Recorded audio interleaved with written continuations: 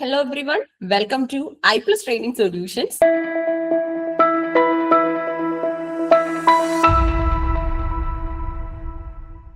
അപ്പൊ നമ്മൾ എല്ലാവരും ഇവിടെ എത്തിയിട്ടുള്ളത് നമ്മുടെ നെറ്റ് ഇംഗ്ലീഷിന്റെ അല്ലെ, അതായത് പേപ്പർ 2 ഇംഗ്ലീഷിന്റെ മാരത്തോണിനായിട്ടാണ്. അപ്പം 100 ചോദ്യങ്ങൾ എക്സാം പാറ്റേണിൽ നിങ്ങൾക്കായിട്ട് അറേഞ്ച് ചെയ്തിട്ടുണ്ട്. 10 യൂണിറ്റുകളുടെ ഡീറ്റെയിൽഡ് ആയിട്ടുള്ള ഒരു പഠനത്തിന് ശേഷമാണ് നമ്മൾ ഈ ഒരു മാരത്തോൺ സംഘടിപ്പിക്കുന്നത്. ഓക്കെ, അപ്പൊ ആൻസർ ചെയ്യാൻ പറ്റുമെന്നൊക്കെ ഒരു കോൺഫിഡൻസ് ഉണ്ടോ? തുടങ്ങാം നമുക്ക്. റെഡിയാണോ എല്ലാവരും? നമ്മുടെ സ്റ്റുഡൻസ് എല്ലാം എത്തിയിട്ടുണ്ട്. ഓക്കെ. അപ്പൊ ഓരോ ചോദ്യത്തിനെയും നിങ്ങൾ എന്ത് ചെയ്യുക, അത്രയും ഫോക്കസിൽ മനസ്സിലാക്കുക കേട്ടോ. എന്നിട്ട് ആൻസർ ചെയ്യാനായിട്ട് ശ്രമിക്കുക. പെട്ടെന്ന് ആൻസർ ചെയ്യുന്നതാണ് നല്ലത്, കാരണം 100 ചോദ്യങ്ങളുണ്ട്. പിന്നെ നിങ്ങൾക്ക് എന്തെങ്കിലും തരത്തിലുള്ള ഡൗട്ട്സ് ഉണ്ടെങ്കിൽ അതൊക്കെ നമുക്ക് ക്ലിയർ ചെയ്യാൻ പറ്റും. സോ വെരി പങ്ക്ച്വൽ ആയിട്ട് എന്താണ് നിങ്ങൾ ആൻസർ ചെയ്യുക. അതുപോലെ തന്നെ മാക്സിമം നിങ്ങളുടെ ഒരു നോളജ് യൂസ് ചെയ്യാനും ഇവിടെ ശ്രമിക്കണം കേട്ടോ. Okay, so we are going to start.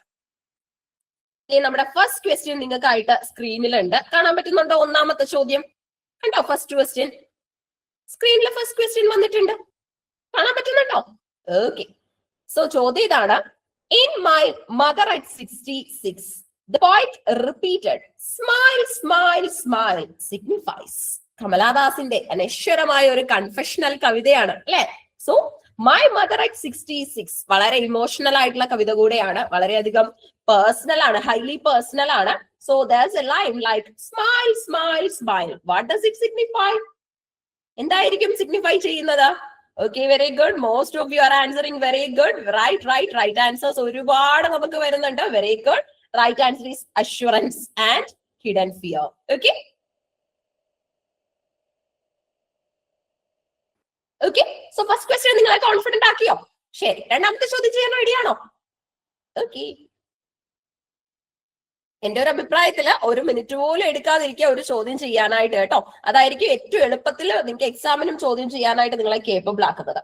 What does the black aeroplane in the poem of the same name symbolise?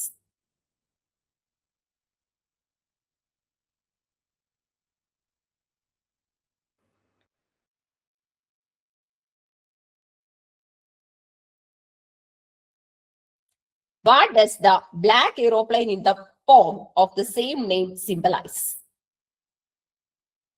Mystery and supernatural aid ആണ് കുറെ പേര് ആൻസർ ചെയ്യുന്നത്. നമുക്ക് ശരി ഉത്തരം തപ്പിയെടുക്കണം. Yes, very good, right answer. Again നമ്മുടെ ഉത്തരം ശരിയാണ് കേട്ടോ. Okay, very good. പരസ്പരം ഒന്ന് അപ്രീഷിയേറ്റ് ചെയ്യുകയൊക്കെ ചെയ്യാം. ഞാനിവിടെ ക്വസ്റ്റ്യൻസ് മൂവ് ചെയ്യുന്നതിന്റെയും കൂടെ ഒരു സ്പീഡിലാണ് കേട്ടോ. ഇമോജീസ് ഒന്നും അധികം അങ്ങോട്ട് റെസ്പോണ്ട് ചെയ്യാത്തത്. നിങ്ങൾ എന്താണ് ഒരാൾ ആൻസർ ചെയ്യുമ്പോൾ നമ്മൾ അവരെ സപ്പോർട്ട് ചെയ്യാം. Pads of velvet quiet uses which device? ഇത് ഇവിടെ ഒരു ലൈനാണ്. പാഡ്സ് ഓഫ് വെൽവെറ്റ് ക്വൈറ്റ്, ഇതിൽ ഏത് ഡിവൈസ് ആണ് യൂസ് ചെയ്തിട്ടുള്ളത്? സിമിലി ആണോ, മെറ്റഫർ ആണോ, പേഴ്സോണിഫിക്കേഷൻ ആണോ, അതോ ഇനി അലിട്രേഷൻ വല്ലതും ആണോ? ബിയും സിയും ഒക്കെ ഓപ്ഷൻസിൽ വരുന്നുണ്ട്. ശരി ഉത്തരം നമുക്ക് വേണം. 2 hours ആയിരിക്കും നമ്മുടെ ഈ ഒരു marathon journey. Okay, majority B ആണെന്ന് ഒന്ന് പറയുന്നത് അല്ലെ. അപ്പൊ എന്തായാലും നമുക്ക് ആൻസർ ഒന്ന് നോക്കാം. Again, B is the right answer. Metaphor വരുന്നത് അല്ലെ. അതായത് പാഡ്സ് ഓഫ് വെൽവെറ്റ് ക്വൈറ്റ് എന്നുള്ളതിൽ നമുക്ക് ഫിഗർ ഓഫ് സ്പീച്ചിൽ മെറ്റഫർ ആണ് ഉപയോഗിക്കാനായിട്ട് സാധിക്കുന്നത്. മെറ്റഫർ. ഓക്കെ, ശരി. അപ്പൊ അടുത്ത നമുക്ക് നോക്കാം. 4ാമത്തെ ചോദ്യം അല്ലേ സ്ക്രീനിലുള്ളത്, നോക്കി. The comparison of a camel to a sheep of a desert is a. The comparison of a camel to a sheep of the desert is a simile, metaphor, personification, hyperbole. Simile, metaphor, personification, hyperbole.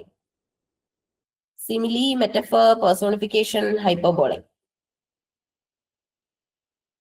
Okay, hyperbole ആണോ? നോക്കാം. Metaphor അല്ലേ? അതൊരു metaphor ആണ് കേട്ടോ.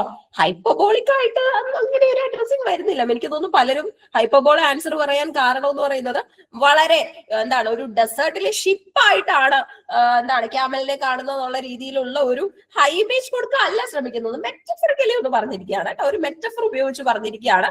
നമുക്ക് ക്യാമലിനെ ഷീപ്പുമായിട്ട് compare ചെയ്യാം എന്നുള്ള ടേംസിൽ. 5ാമത്തെ ചോദ്യമാണ് ഇപ്പൊ സ്ക്രീനിലുള്ളത്. Sprinting trees is an example of. Sprinting trees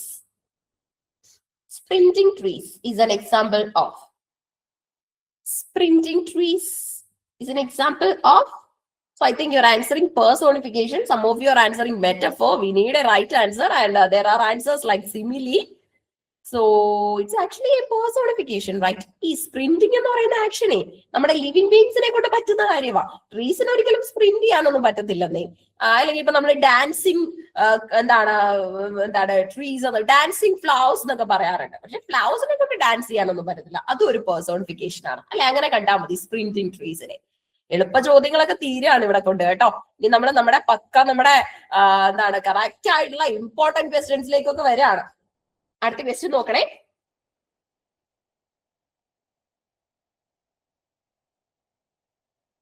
സ്ക്രീനിൽ ക്വസ്റ്റ്യൻ കിട്ടുന്നത് കൊണ്ട് നിങ്ങൾക്ക് ഒരു എക്സാമിന്റേതായ പ്രതീതിയിൽ എഴുതാൻ പറ്റുന്നുണ്ടോ? പറ്റണം കേട്ടോ. A pattern of ascended and unascended syllable in poetry is called. A pattern of ascended and unascended syllables in poetry is called rhyme scheme, meter, alliteration, imagery. A pattern of ascended and unascended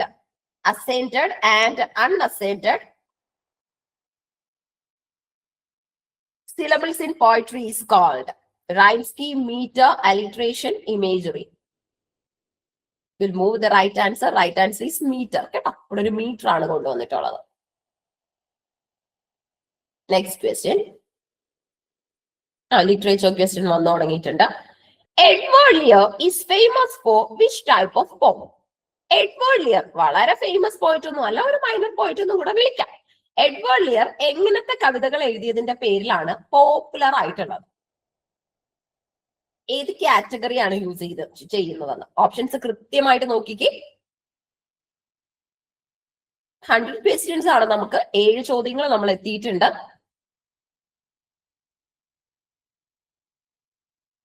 okay, C ആണ് ആൻസേഴ്സിൽ നമുക്ക് കൂടുതൽ വരുന്നത്. എന്തായാലും നമുക്ക് നോക്കാം.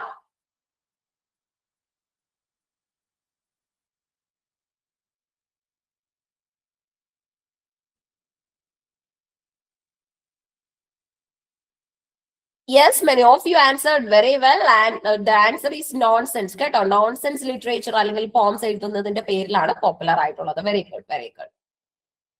So the next question. Which poet wrote about the Isle of Innisfree?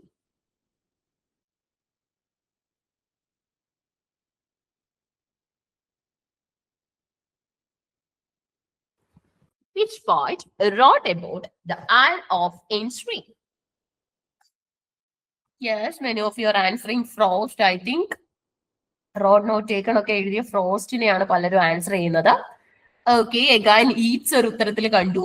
So, but the right answer is Eads. കേട്ടോ, Eads ആണ്. Isles of Innisfree കുറിച്ച് കൂടുതലായിട്ടും റെപ്രസെന്റ് ചെയ്യാറുള്ളത് നമ്മുടെ WB Eads ആണ്. WB Eads. Do you know the native place of Eads? Eadsന്റെ native place അറിയാവോ? Eadsന്റെ native place? Yes, Ireland, Dublin. Yeah, Ireland. Very good, very good. നമുക്കൊരു 10 ചോദ്യം എത്തിക്കഴിഞ്ഞിട്ട് നിങ്ങളുടെ ഒരു പോയിന്റ് ഓഫ് വ്യൂ ഞാൻ ചോദിക്കാം കേട്ടോ. എങ്ങനെ ഉണ്ട്? വീണ്ടും കിടക്കാണ് ഒരു 90 ക്വസ്റ്റ്യൻ. മാക്സിമം ക്വസ്റ്റ്യൻ എത്തിക്കുക എന്നുള്ള ഇന്റൻഷനിൽ തന്നെയാണ് നമ്മൾ ഈ ഒരു മാരത്തോൺ ചെയ്യുന്നത് കേട്ടോ.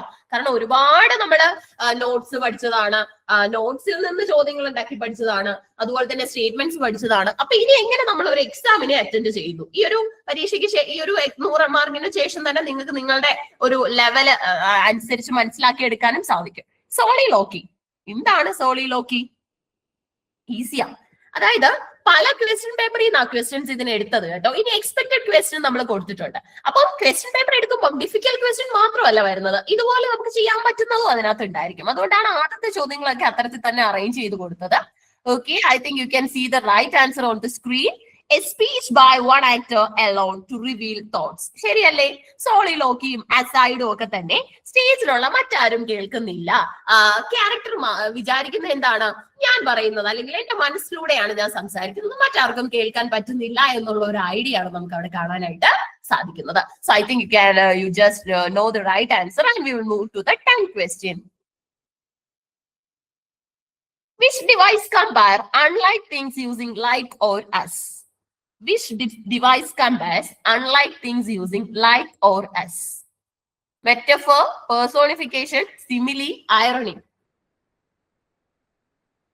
Metaphor, personification, simile, irony.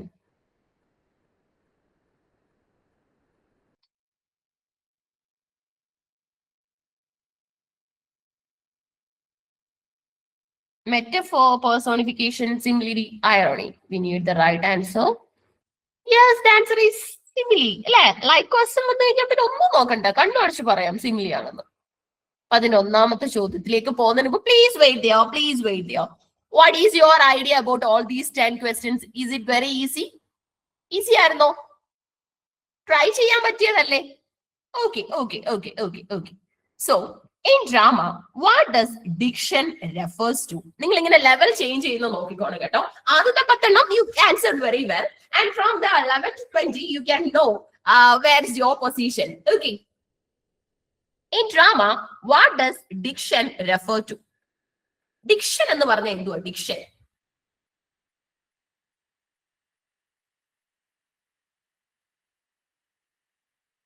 So we are expecting 25 questions in half an hour. അങ്ങനെ ചെയ്താലേ നമുക്ക് മൊത്തം ക്വസ്റ്റ്യൻ കംപ്ലീറ്റ് ചെയ്യാൻ പറ്റൂ കേട്ടോ. Yes. The answer is the playwright's choice of words. നല്ല ഡിക്ഷൻ ഉണ്ടാകുക എന്ന് പറയുന്നത് ഭയങ്കര ഇമ്പോർട്ടന്റ് ആട്ടോ. നല്ല ഡിക്ഷൻ ഉണ്ടാവണമെങ്കിൽ നമുക്ക് ഒരുപാട് വേർഡ്സിനും സിനോണിംസ് ഉണ്ട്. ഇതിൽ ഏത് സിനോണിം ഏത് സിറ്റുവേഷനിൽ കൊടുക്കുന്നു എന്നുള്ളതാണ് മാറ്റർ ആയിട്ട് വരുന്നത്, അല്ലെ? ഏത് സിനോണിം ഏത് സിറ്റുവേഷനിൽ കൊടുക്കുന്നു എന്നുള്ളതാണ് ശരിക്കും പറഞ്ഞാൽ മാറ്റർ ആയിട്ട് വരുന്നത്. Okay.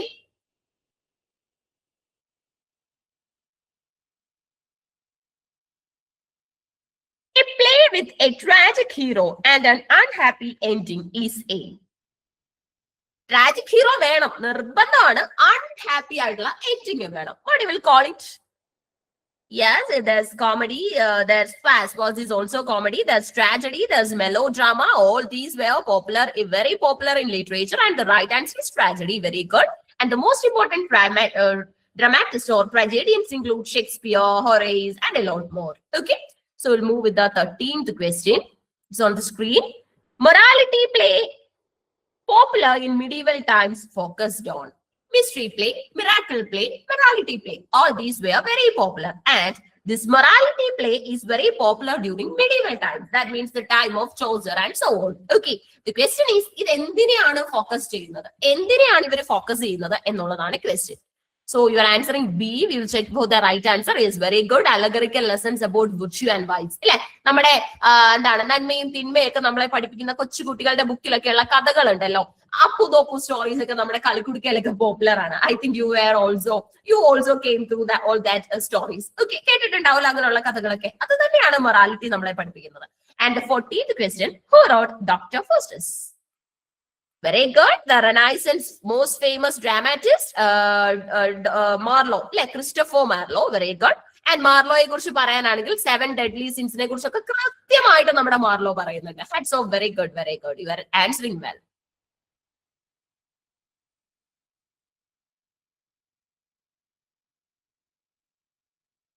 Please have a look at the 15th question. As you like it, where do many characters find refuge? എല്ലാവരും ആൻസർ ചെയ്യുന്നുണ്ടോ? നമ്മുടെ ക്ലാസ്സിൽ ഒത്തിരി പേരുണ്ട്. ബട്ട് ഐ തിങ്ക് ഒരു 5-6 പേരുടെ ഒക്കെ ആൻസേഴ്സിന് കുറവുള്ളത് പോലെ ഒരു ഫീലിംഗ്. എല്ലാരും കൊടുത്തേ ആൻസർ കൊടുത്തേ. തെറ്റുന്നതോ ശരിയാവുന്നതോ ഒന്നും ഒരു മാറ്റർ അല്ല. You just answer. Very good. Forest of Ardern. This A very important question. ഏകദേശം ഒരു ഞാൻ തന്നെ ഇങ്ങനെ പിവായിക്കും എല്ലാം പ്രിന്റ് എടുത്ത് ഒന്ന് ജസ്റ്റ് ചെക്ക് ചെയ്ത് ഇങ്ങനെ മാർക്ക് ചെയ്ത് നമ്മൾ വരുമല്ലോ, ബുക്സിൽ നിന്നായാലും അല്ലാതെ PDF എന്നൊക്കെ ആയാലും. അങ്ങനെ പോയപ്പോ തന്നെ ബുക്കിൽ ഞാൻ നോട്ട് ചെയ്തിട്ടുണ്ട്. 3 തവണ ഈ ചോദ്യം തന്നെ കണ്ടിട്ടുണ്ട്. As you like it, characters ഒക്കെ റെഫ്യൂജ് എടുക്കുന്നത് എവിടെയാണ്? Forest of Arden is the right answer. Okay. So we need the 16th question.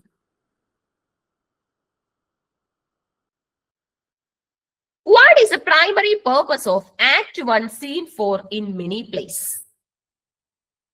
മിക്കവാറുള്ള നാടകങ്ങളില് Act 1, Scene 4 കൊടുക്കുന്ന ഒരു മെയിൻ പർപ്പസ് ഉണ്ട്. ഇത് ചിലപ്പോൾ നിങ്ങൾക്ക് അറിയത്തില്ലായിരിക്കും, പക്ഷെ ഇതോടുകൂടി ഈ ഒരു ഡൗട്ട് ഉണ്ടാവില്ല. പരീക്ഷയ്ക്കല്ലല്ലോ ചോദിച്ചത്, നമ്മുടെ മാരത്തോണിലല്ലേ. അതുകൊണ്ട് മാരത്തോണിൽ ചോദിച്ചതുകൊണ്ട് നമ്മളിപ്പോ ഇത് പഠിച്ചെടുക്കും. പരീക്ഷയ്ക്ക് അപ്പൊ എന്തായാലും തെറ്റില്ല ചോദിച്ചു കഴിഞ്ഞാൽ. ഇമ്പോർട്ടന്റ് ആട്ടോ, important, very important. Primary purpose of Act 1, Scene 4 in many plays.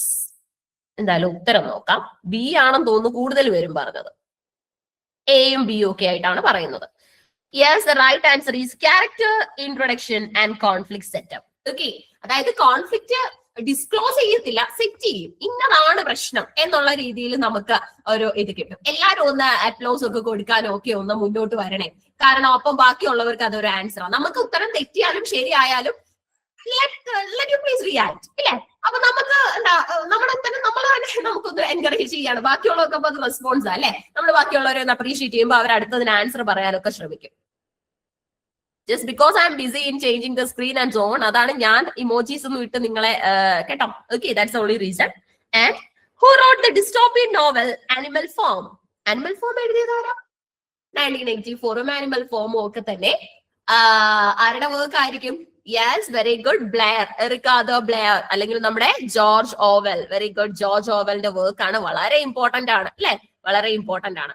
Please have a look at the 18th question.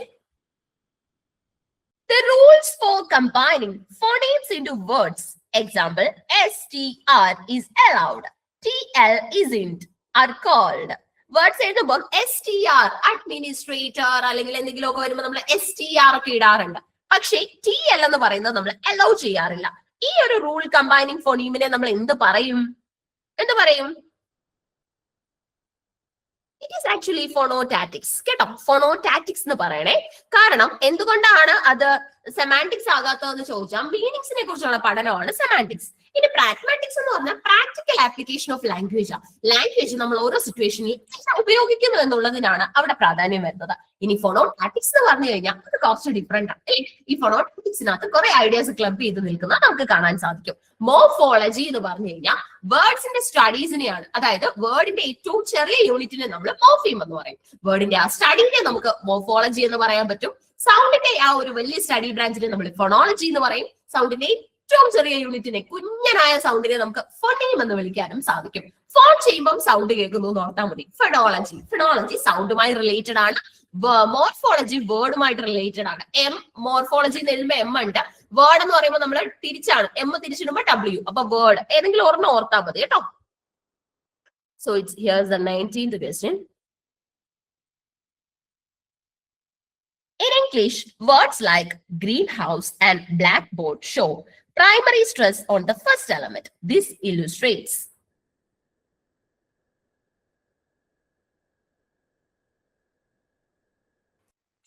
എല്ലാവരും ആൻസർ പറയണേ. In English, words like greenhouse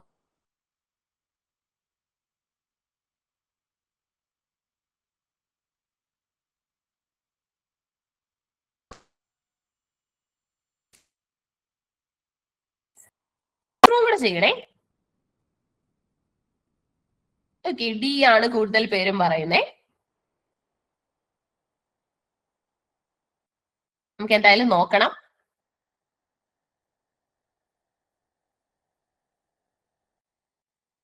fix ചെയ്തോ ആൻസർ? ഡി ആയിരിക്കോ?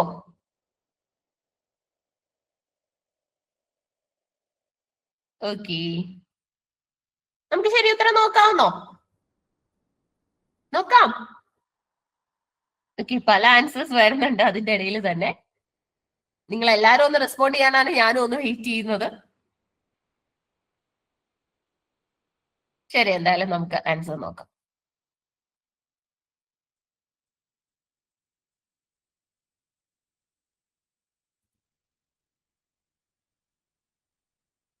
സോ ഇംഗ്ലീഷില് ഗ്രീൻ ഹൗസ്, ബ്ലാക്ക് വേർഡ് പോലെയുള്ള word show primary stress on the first element. ഇതെന്ന് പറയുന്നത് English compound stress പാറ്റേണിന്റെ ഭാഗമായിട്ടാണ് കേട്ടോ. വെറുതെ ഒന്നും അല്ല നമ്മൾ ഫസ്റ്റ് സിലബിളിലൊന്നും കയറി സ്ട്രെസ് ഇടുന്നത്. അതിനൊക്കെ ചില ചിട്ടയായ നിയമങ്ങളുണ്ട് കേട്ടോ. അപ്പം ഈ പറയുന്ന ഇംഗ്ലീഷ് കോമ്പൗണ്ട് സ്ട്രെസ് പാറ്റേണിന്റെ ഭാഗമായിട്ടാണ് ഇങ്ങനെ ഒരു പ്രോസസ് നമ്മൾ ചെയ്യുന്നത്. Okay,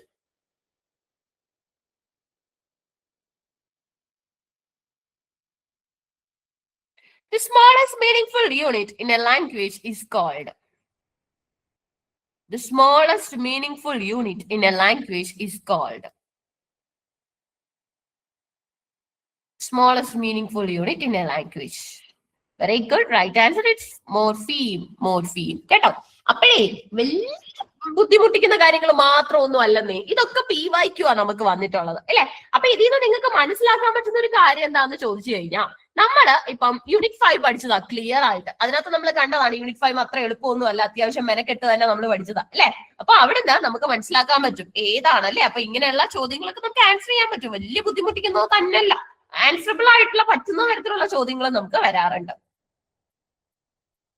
Words like un or able that add grammatical function are free morphemes, lexical morphemes, bound or grammatical morphemes, none of the above.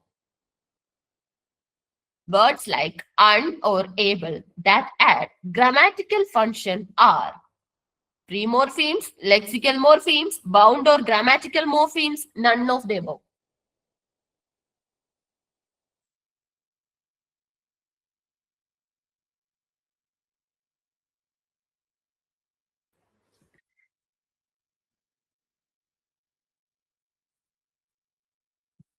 C ആണ് പറയുന്നത്. നോക്കാം. Again, C is the right answer. അതായത് അണ്ണും ഏബിളും ഒക്കെ grammatical function ആണ് provide ചെയ്യുന്നത്. അതിനെ നമ്മൾ bound അല്ലെങ്കിൽ ഗ്രാമാറ്റിക്കൽ മോർഫീംസ് എന്നാ പറയുന്നത്. ഫ്രീ ആയിട്ട് അതിന് നിൽക്കാൻ പറ്റത്തില്ല, അത് ബൗണ്ട് ആയിരിക്കും. ഈ അണ്ണ് അതുപോലെ തന്നെ ഏബിൾ എന്നൊക്കെയുള്ള വാക്ക് ഇങ്ങനെ ഒറ്റയ്ക്ക് നിൽക്കുന്നത്, എപ്പോഴും അതിന്റെ കൂടെ നമുക്ക് ഒരു സപ്പോർട്ടിംഗ് വേർഡ് കാണാനായിട്ട് സാധിക്കും. Here is the 22nd question for you. നമ്മൾ ആ ഒരു മിനിമം സ്പീഡിലാണ് പൊക്കോണ്ടിരിക്കുന്നത് കേട്ടോ. അതുകൊണ്ട് തന്നെ നമുക്ക് ധാരാളം, എനിക്ക് തോന്നുന്നു 100 ക്വസ്റ്റിനും അതുപോലെ തന്നെ നിങ്ങളുടെ ആ ഒരു ചെറിയ ക്വയറീസിനൊക്കെ ഉള്ള ആൻസറിനും എല്ലാം നമുക്ക് സമയവും കിട്ടുന്നുണ്ട്. The part of a sentence excluding the subject, example, ran fast, is the. The part of a sentence excluding the subject, example, ran fast, is the.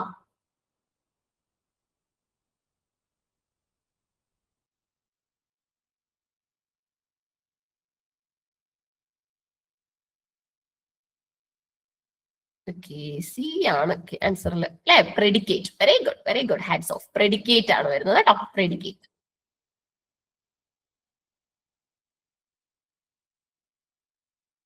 So here is the 23rd question for you.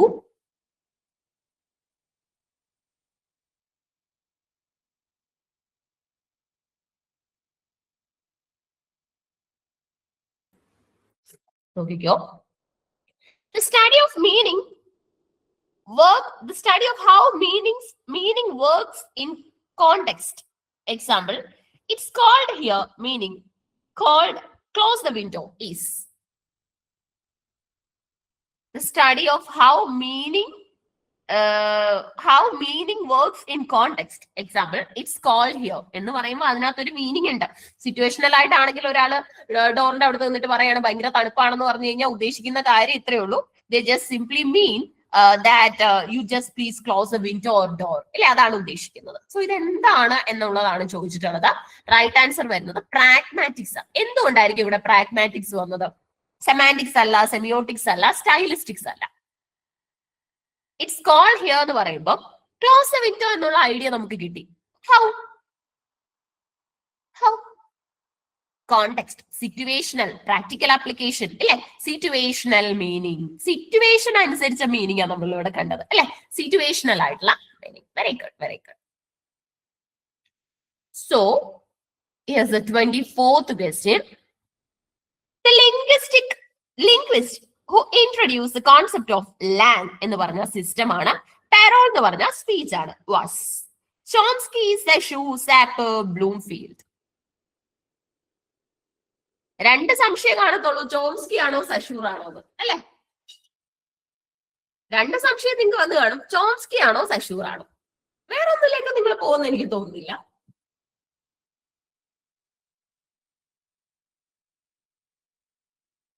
Chomsky ആണോ സഷൂർ ആണോ?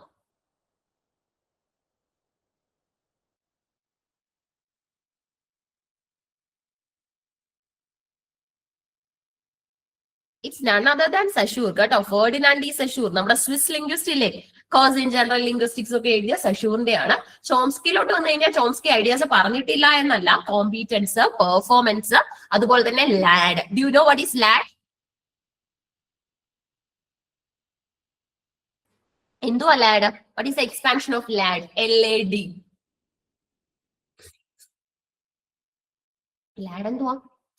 Very good. Language acquisition device എപ്പോഴാണ് ഇത് active ആയിട്ടുള്ളതെന്നാ പറയുന്നത്? LAD ഏറ്റവും active എപ്പോഴാന്നാ പറയുന്നത്? ഏത് ഏജിലാ LAD ഏറ്റവും active ആയിട്ടുള്ളത്? ഏത് ഏജിലാ? കുഞ്ഞ് ഏജിലാണെന്നാ പറയുന്നത് കേട്ടോ. അതുകൊണ്ടാണ് ഈ ചെറിയ പ്രായത്തിൽ ഭാഷയൊക്കെ പഠിച്ചു കഴിഞ്ഞാൽ നമുക്ക് പെട്ടെന്ന് പഠിക്കാൻ പറ്റുമെന്ന് പറയുന്നത്. കാരണം മറ്റൊന്നുമല്ല, ആ സമയത്ത് നമുക്ക് ഭയങ്കരമായിട്ട് സ്പീഡിൽ ഇത് പഠിക്കാൻ പറ്റുമെന്നാണ് പറയുന്നത്. ഓക്കെ, അപ്പൊ ലാഡ് ഏറ്റവും ആക്റ്റീവ് ആയിട്ടുള്ളത് കൊച്ചു കുട്ടികളിൽ തന്നെയാണ്. ഒരു 3 മുതൽ ഒരു 10-12 വയസ്സ് വരെയുള്ള കുട്ടികൾക്ക് ഇത് ഭയങ്കര ആക്റ്റീവ് ആയിരിക്കും എന്നാണ് പറയപ്പെടുന്നത്, സൈക്കോളജിക്കൽ സർവേസ് പറയുന്നത്. B.F. Skinner proposed language training happens through imitation and reinforcement, fitting which theory? B.F. Skinner proposed language learning happens through imitation and reinforcement, fitting which theory?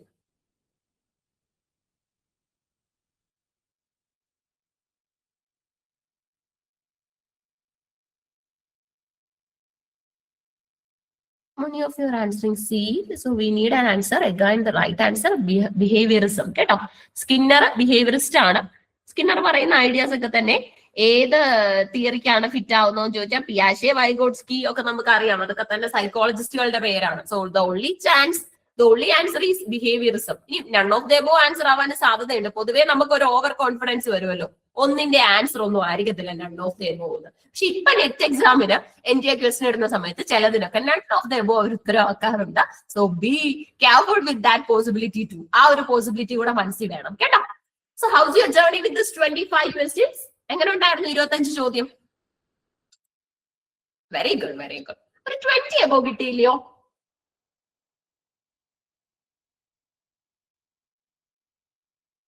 If it is easy, it means that you have revised. നിങ്ങൾ revise ചെയ്തതുകൊണ്ടാണ് അത് easy ആയത്. Question കൊണ്ടുവന്ന എന്റെ എബിലിറ്റിയോ ഒന്നുമല്ല, നിങ്ങൾ revise ചെയ്തു. അല്ല, നിങ്ങളുടെ പ്രീവിയസ് നോളജ് എത്ര പേര് പഠിച്ചു കഴിഞ്ഞു എന്ന് ഞാൻ ചോദിക്കുന്നില്ല, കാരണം പഠിച്ചുകൊണ്ടിരിക്കുന്നവരുണ്ടായിരിക്കും.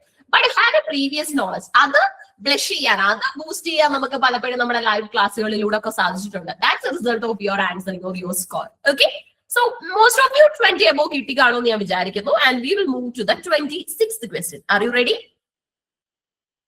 26th question. ഓക്കെ, സമയം പെട്ടെന്ന് പോകും കേട്ടോ, കാരണം ക്വസ്റ്റ്യൻ ഡിസ്കസ് ചെയ്യുമ്പോൾ ഈ 2 മണിക്കൂറൊന്നുമല്ല. ക്ലാസ് ആയ 1 മണിക്കൂർ എന്ന് പറഞ്ഞാൽ 1 മണിക്കൂർ നിങ്ങൾക്ക് ഫീൽ ചെയ്യും. പക്ഷെ ഇതെന്ന് പറഞ്ഞാൽ പെട്ടെന്നാണ് ടൈം പോകുന്നത്. Please have a look at the question.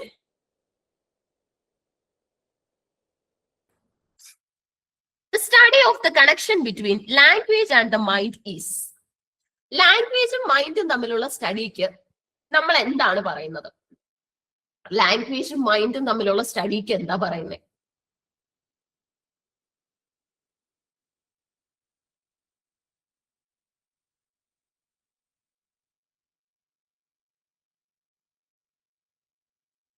Socio linguistics, അത് സൊസൈറ്റി ലിംഗ്വിസ്റ്റിക്സും ആണ് കേട്ടോ.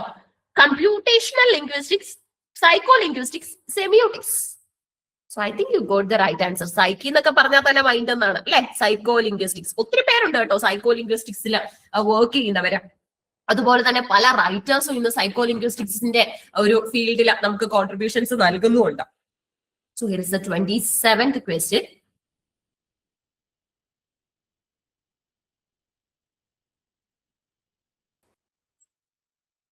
Aspects of the theory of syntax was written by. ഒരു ബുക്ക് തിയറി ആണ് കേട്ടോ. Aspects of the theory of syntax was written by. Aspects of the theory of syntax.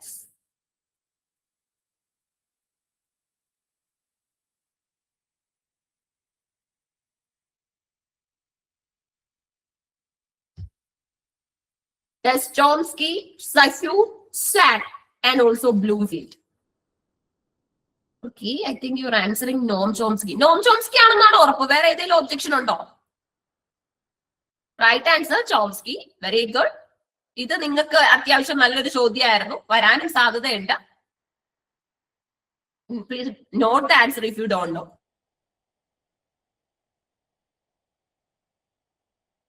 ഏതെങ്കിലും question repeat ചെയ്യണമെങ്കിൽ last ആയാലും നിങ്ങൾക്ക് പറയാം. ക്വസ്റ്റ്യൻ നമ്പർ നോട്ട് ചെയ്ത് വെച്ചിരുന്നാൽ മതി കേട്ടോ. അത് ഞാൻ ചോദിക്കാം നിങ്ങളോട്, ഏതെങ്കിലും റിപ്പീറ്റ് ചെയ്യണമെന്ന്. So here is a poem. Am Ozymandias the king of kings എന്നൊക്കെ പറയുന്ന ഒരു കവിതയാണ്. എഴുതിയത് ആരാണെന്നുള്ളതാണ് ക്വസ്റ്റ്യൻ. റൊമാൻറ്റിക് കാലഘട്ടത്തിലെ കവിതയാണ്. ഒരു ഡെസേർട്ടഡ് ഏരിയയില് ഒരു രാജാവിന്റെ സ്റ്റാച്യു ഇങ്ങനെ ഡിലാപ്പിഡേറ്റ് ചെയ്ത് കിടക്കുന്നതാണ് നമ്മൾ കാണുന്നത്.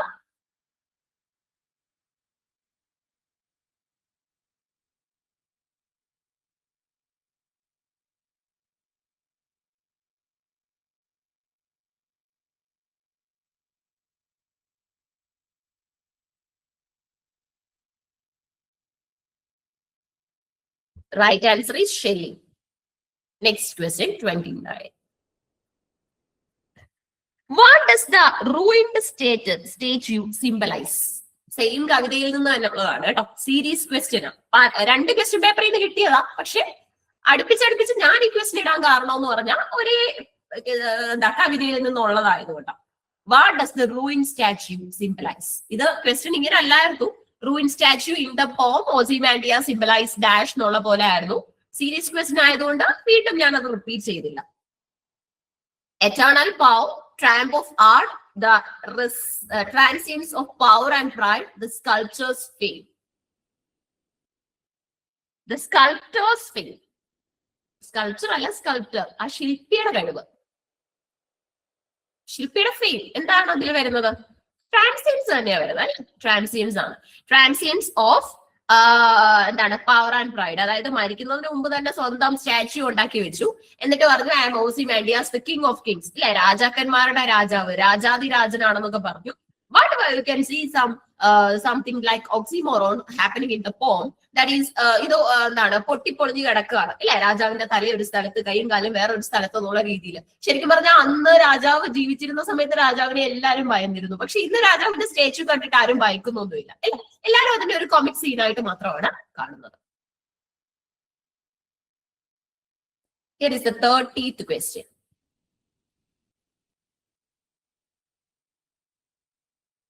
What expression is on the statue's face? നല്ലൊരു ചോദ്യം അല്ലെ. സ്റ്റാച്യുവിന്റെ ഫേസിൽ എന്താ ഉള്ളത്? Joy, sadness, sneer of cold command or arrogance, admiration. എല്ലാവരും ആൻസർ കൊടുത്തേ. There are over 48 ഓളം പാർട്ടിസിപ്പൻസ് നമ്മൾ ഇവിടെ ഉണ്ട് എന്ന് പറഞ്ഞാൽ എന്തായാലും ഒരു 40+ ഉണ്ട്. All of you want to respond.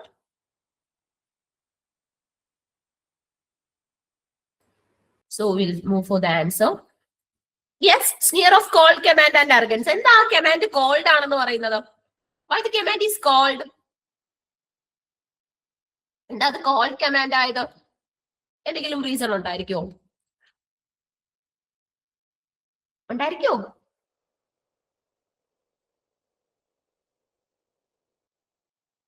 No use. Nobody is there to hear. ഇപ്പൊ രാജാവ് എന്നൊക്കെ പറയുമ്പോൾ will be having a picture. ആരവിടെയെന്ന് ചോദിക്കുമ്പോൾ ഒരു 10 പേര് they will be running and answering, oh Lord, what I have to do for you, what I have to do for you. പക്ഷെ ഇവിടെ അങ്ങനെയൊന്നും നമ്മൾ കാണുന്നില്ല. Aristocracy itself is declined. അല്ലെ, ആ ഒരു റൂളൊക്കെ കഴിഞ്ഞു. Now that's democracy and nobody is having a God fear over human beings. ഇല്ല, മനുഷ്യന്മാരെ അങ്ങ് ദൈവത്തെ പോലെ ഭയക്കുന്ന രീതിയൊന്നും ഇല്ല. എവരിബഡി ഈക്വൽ എന്നൊക്കെയുള്ള കാര്യങ്ങളൊക്കെ വന്നു തുടങ്ങി. ഇല്ല, അതാണ് ശരിക്കും പറഞ്ഞാൽ നമ്മൾ അവിടെ കാണുന്നത്. ഇപ്പൊ ആ സ്റ്റാച്യുവിന് അവിടെ ഒരു റെലവൻസും ഇല്ല. അതൊരു കോമിക് ഐഡിയ ആയിട്ടാണ് അവിടെ എക്സിസ്റ്റ് ചെയ്യുന്നത്. So here's the 31st question for you. 31st അല്ലേ? അതെ. Question is like this. The action of the novel takes place in what area of England? ഇത് actually the question is like നമ്മുടെ Thomas ഹാഡിയുടെ ഒരു question ആ വന്നത് കേട്ടോ. Thomas ഹാഡിയുടെ നോവലിന്റെ actions നടക്കുന്നത് വേറെ എങ്ങും അല്ല, വെസെക്സിലാണ് കേട്ടോ. Wessex. Is there any reason that Wessex all the actions takes place in Wessex? ഹാഡിയുടെ നോവലിന്റെ ആക്ഷൻസ് എല്ലാം വെസെക്സിൽ തന്നെ നടക്കണമെങ്കിൽ എന്തെങ്കിലും കാരണമുണ്ടോ? ഉണ്ടോ? Fictional town. ഈ ഫിക്ഷണൽ ടൗണിനെ അദ്ദേഹം എങ്ങനെയാ പറയുന്നേ? അദ്ദേഹത്തിന്റെ എങ്ങനെയുള്ള ടൗണുമായിട്ട് റിസംബിൾ ചെയ്യുന്നെന്നാ പറയുന്നത്? എന്റെ കുട്ടിക്കാലം ഇതുപോലൊരു ടൗണിലായിരുന്നു, പക്ഷെ വെസെക്സിലൊന്നും അല്ല, ഇതുപോലത്തെ ഒരു ടൗണിലായിരുന്നു എന്ന് പറയുന്നുണ്ട്. അല്ലെ, അതാണ് നമുക്ക് ഇവിടെ കാണാനായിട്ട് സാധിക്കുന്നത്.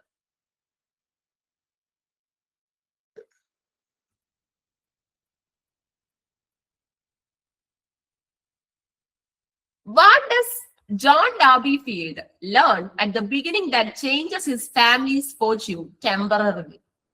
ഒരു നോവലിലെ ക്യാരക്ടറാണ് ജോൺ ഡാബിഫീൽഡ്.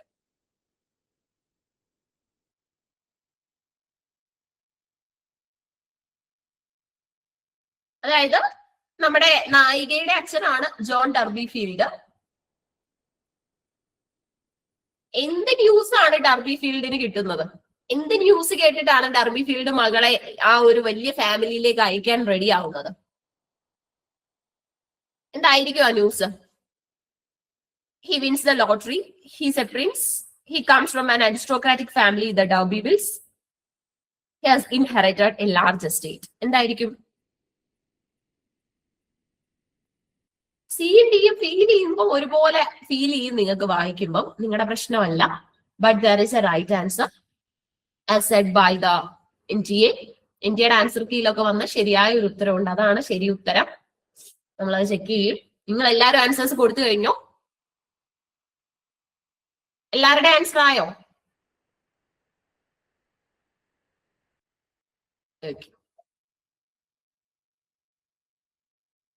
ഇതാണ് കിട്ടുന്ന news.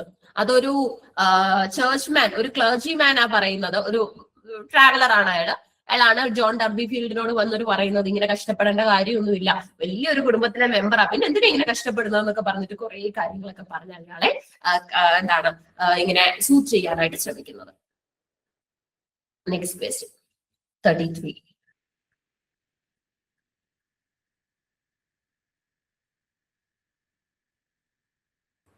Question is like this. Where do Angel Claire and Tess first meet and dance at a May dance festival? Angel ക്ലെയറും ടെസ്സും ആദ്യം ടെസ് ഓഫ് ദ യുഗവിൽസിലെ ടെസ് ആണ്.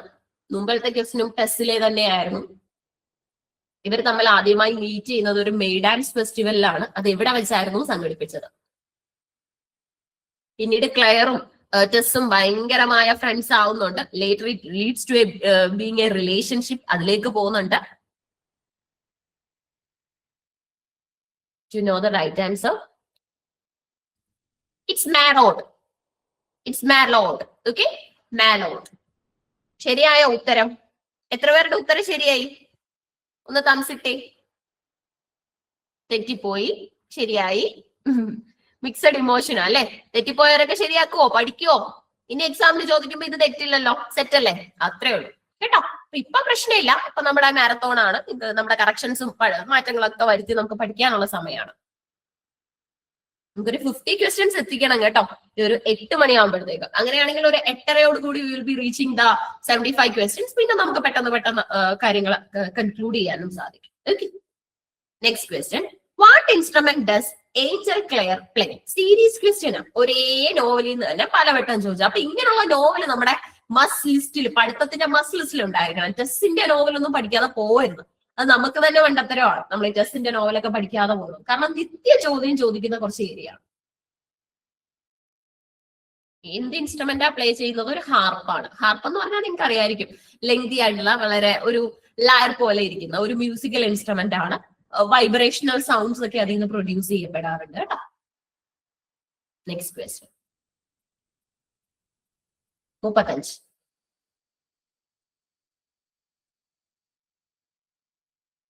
After Angel arrives her while sleepwalking, where does he place Tess? After Angel carries her while sleepwalking. സ്ലീപ്വാക്കിങ്ങിന്റെ ഇടയിൽ angel പോയിട്ട് ടെസ്സിനെ carry ചെയ്തുകൊണ്ട് വരുന്നുണ്ട്.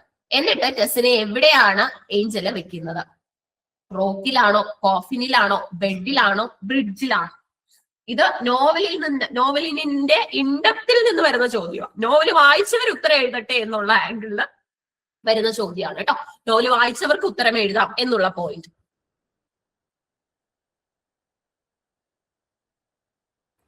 Okay,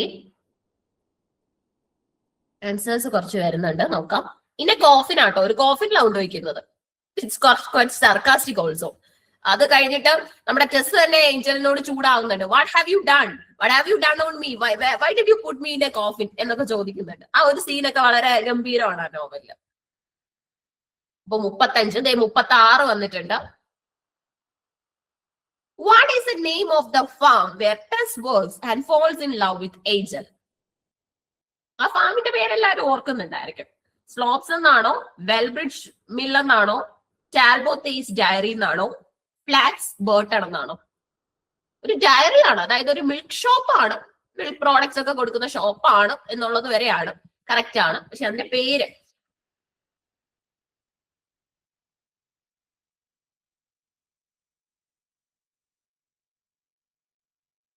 ടാൽബോത്തേസ് diary. ടാൽബോത്തേസ് diary.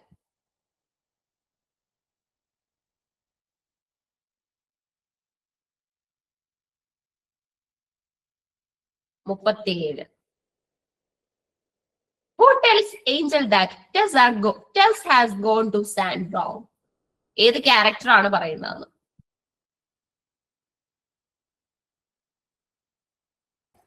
ടെസ്സിനെ അന്വേഷിച്ച് Angel വരുന്ന സമയത്ത് ഏഞ്ചലിന് കിട്ടുന്ന റെസ്പോൺസ് ആണ് ടെസ് ഇവിടെ ഇല്ല, സാൻ ബോണ്ടിലേക്ക് പോയിരിക്കുകയാണെന്ന്. ആരായിരിക്കും പറയുന്നത്?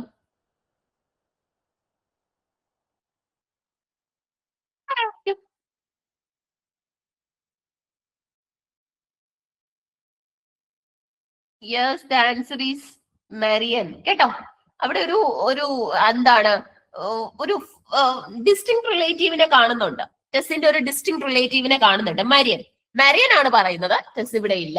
പക്ഷെ അതൊരു ഫോൾസ് ന്യൂസ് ആണ്. സാൻബോണിൽ പോയിട്ടുണ്ട് എന്ന് പറയുന്നത്. ശരിക്കും സാൻബോണിൽ പോകുന്നുണ്ട്, പക്ഷെ ഏഞ്ചല് ടെസ്സിനെ അന്വേഷിച്ച് വരുന്ന സമയത്ത് ടെസ് സാൻബോണിലൊന്നും പോയിട്ടില്ല, അല്ലെ? അത് ഏഞ്ചലിനെ അവിടുന്ന് ഡീവിയേറ്റ് ചെയ്ത് വിടാനായിട്ട് പറയുന്ന കാര്യമാണ്. 38 കഴിഞ്ഞു. ഒരു 2 ചോദ്യം കൂടെ ഉള്ളൂ ഈ സീരീസിൽ നിന്ന്. What name does Tess give her infant daughter? Tess infant ഡോട്ടറിന് കൊടുക്കുന്ന പേരെന്താ? അതെല്ലാവർക്കും അറിയായിരിക്കും. ആ കുഞ്ഞ് അപ്പൊ തന്നെ മരിച്ചു പോകുന്നുണ്ട്, അല്ലെ? കാണുന്നുണ്ട് കുഞ്ഞിനെ. Moment itself the baby dies also. അപ്പൊ അത് ശരിക്കും പറഞ്ഞാൽ ആദ്യം ടെസ്സിന് ഭയങ്കര വിഷമമാണെങ്കിൽ പിന്നെ ടെസ് പറയുന്നുണ്ട്, അല്ലെ?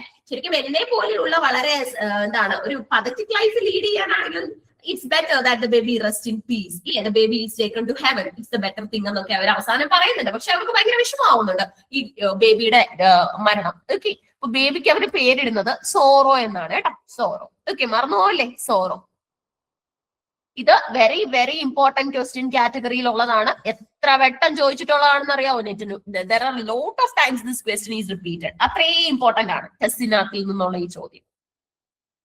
So the 39th question, it's like this. What monument is near the final scene where Tess is caught? ടെസ്സിനെ കോട്ട് ചെയ്യുന്ന, ടെസ് തെറ്റ് ചെയ്തു എന്നുള്ള പേരിൽ അവളെ അക്യൂസ് ചെയ്യുമ്പം എന്താണ് ഫൈനൽ സീൻ ഒക്കെ ഈ നോവലിന്റെ നടക്കുന്നത് ഏത് മോണമെന്റിന്റെ അടുത്ത് വെച്ചിട്ടാണ്? സ്റ്റോൺ ഹെഞ്ച് പറയുന്നുണ്ട് ബുക്കിനകത്തിൽ ആ മോണമെന്റിന്റെ പേര്. Stonehenge, Rosetta stone, cross in hand, poor man's pass. വ്യത്യസ്തമായ ഉത്തരങ്ങൾ. I think this question is new for you. AI, BI, CI, please come and answer that. D2, D ആരും പറഞ്ഞിട്ടില്ല. യെസ്, മെജോറിറ്റി സിയിലാണെന്ന് തോന്നുന്നു. ഇപ്പൊ ഒരു ബി കൂടെ വന്നു. C. നമ്മൾ ആ ബുക്ക് വായിച്ചിട്ടില്ലാത്തതിന്റെ പ്രശ്നം കേട്ടോ. അതുകൊണ്ട് ഇങ്ങനെയുള്ള ചോദ്യം ഞാൻ എടുക്കുകയും ചെയ്തത്. A പറയുന്നുണ്ട്, സി പറയുന്നുണ്ട്. ക്രോസ് ഇൻ ഹാൻഡ് ആണെന്ന് എവിടോ ഒരു ഊഹം ഉണ്ടെന്ന് തോന്നുന്നു. അതാണെന്ന് തോന്നുന്നു കുറെ പേര് സി പറയുന്നത്. ശരി ഉത്തരം നോക്കാം. ഇനി ആൻസേഴ്സ് കാണുമോ? വെയിറ്റ് ചെയ്യണോ? ഓക്കെ, ശരി ഉത്തരം നോക്കാം. Very good. Cross in hand is the right answer. Cross in hand. Okay, അവിടെ വെച്ച് ടെസ് പറയുന്നുണ്ട് എന്റെ ലൈഫിൽ ഞാൻ എന്തെങ്കിലും പീസ് ഓഫ് മൈൻഡ് അറിഞ്ഞിട്ടുണ്ടെങ്കിൽ അത് ക്രോസ് ഇൻ മൈൻഡിലാണെന്ന്. കാരണം അവർക്ക് ഭയങ്കര ഇഷ്ടമായിട്ടുള്ള അവരുടെ ഒരു കംഫർട്ട് സോൺ ആണ് ശരിക്കും പറഞ്ഞാൽ cross in mind. Okay, next question 40.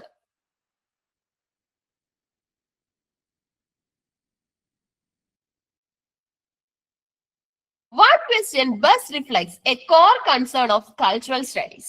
ഇത് ഏത് യൂണിറ്റ് ആയിരിക്കും? കൾച്ചറൽ സ്റ്റഡീസ് ഏത് യൂണിറ്റാ പഠിച്ചതാ പറഞ്ഞേ?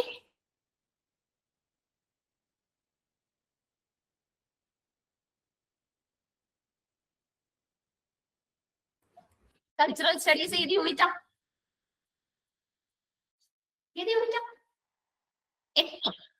8 ലിറ്റററി ക്രിറ്റിസിസം അല്ലേ?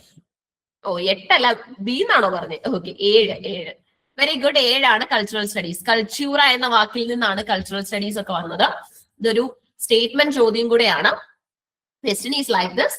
What question best reflects a core concern of cultural studies? Answer വരുന്നത് how does the text produce or challenge dominant power structure? അതായത് സമൂഹത്തിൽ നിലനിൽക്കുന്ന നമ്മുടെ ഹെജിമണി പോലെയുള്ള കുറെ പവർ സ്ട്രക്ചേഴ്സ് ഉണ്ട്.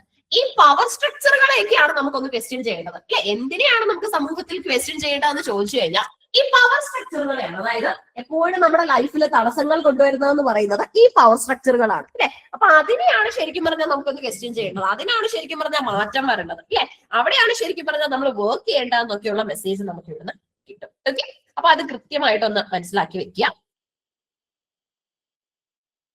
ഇത് 40 41 നോക്കാം.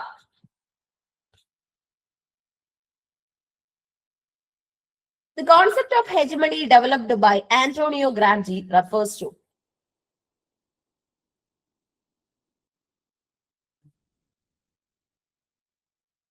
Concept of hegemony developed by Antonio Gramsci refers to. എന്താണ് ഹെജിമണി? ഹെജിമണി എന്ന് പറയുന്ന വാക്ക് ഗ്രാംജിക്ക് എവിടെ നിന്നാണ് കിട്ടുന്നത്? ഏത് ഫീൽഡിൽ നിന്നാണ് കിട്ടുന്നത്? ഗ്രാംജി പറയുന്നുണ്ടല്ലോ, മിലിറ്ററി അല്ലെങ്കിൽ ആർമി ഫീൽഡിൽ നിന്നാണ് കിട്ടുന്നത്. അതെ,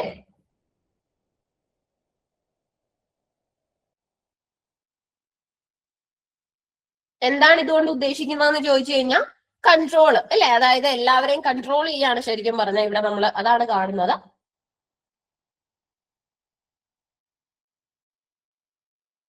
B is the right answer.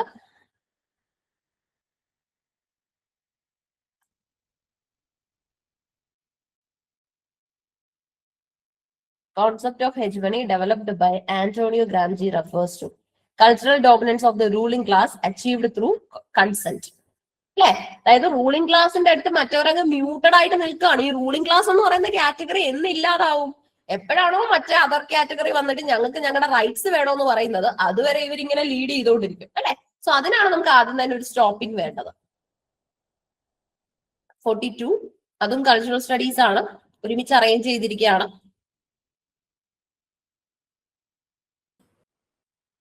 Stuart Hall's model of encoding and decoding suggests communication discourse എന്നൊക്കെ നമ്മൾ ഇതിനെ പറയാറുണ്ട്. എൻകോഡിംഗ് ഡീകോഡിംഗ് മോഡൽ എന്തിനെയാണ് സജസ്റ്റ് ചെയ്യുന്നതാണ്? Can actively interpret and challenge media message. അല്ലെ, എൻകോഡ് ചെയ്യുന്നു എന്ന് പറയുമ്പോൾ നമ്മൾ എന്താ ചെയ്യുന്നത്? എൻകോഡിംഗിൽ ആരാ ആക്റ്റീവ് ആയിട്ടുള്ളത്? ലിസ്ണർ ആണോ സ്പീക്കർ ആണോ? എൻകോഡ് ചെയ്യുന്ന ആരാ?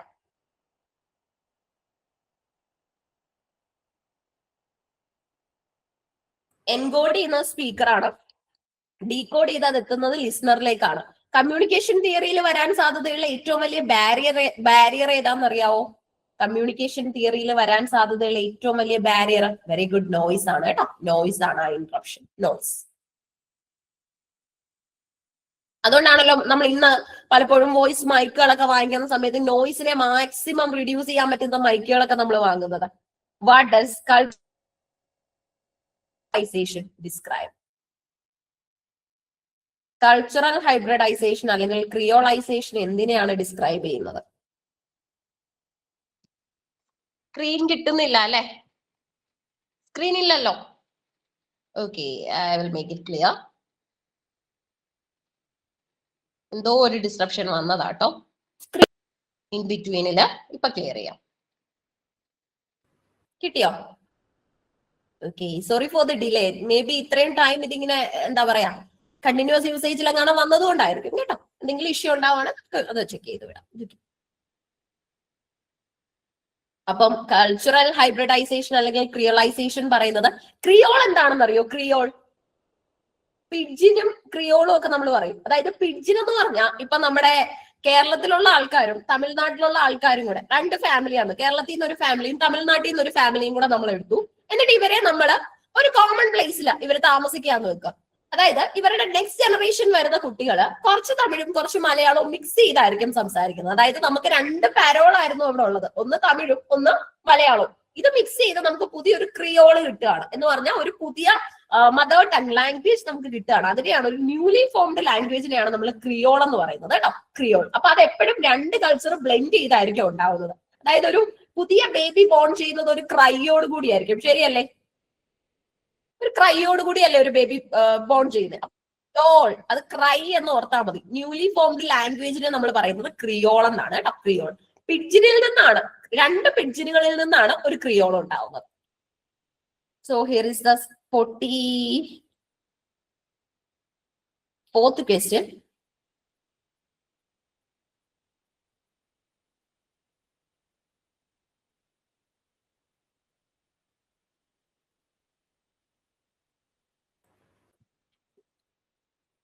In Jean Baudrillard's theory, simulacrum is.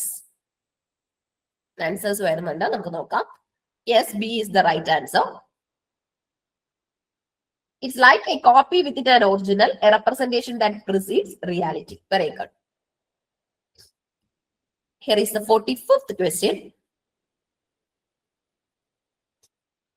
Which concept deals with rewards punishments for following social expectations? സമൂഹത്തിന്റെ എക്സ്പെക്ടേഷൻ ബീറ്റ് ചെയ്യാനായിട്ട് റിവാർഡുകളും പണിഷ്മെന്റുകളും ഒക്കെ കൊടുക്കുന്ന കോൺസെപ്റ്റിനെ നമ്മൾ എന്താണ് വിളിക്കുന്നത്? നോംസ്. നോംസ് എന്ന് പറഞ്ഞാൽ റൂൾ എന്നാണ് കേട്ടോ.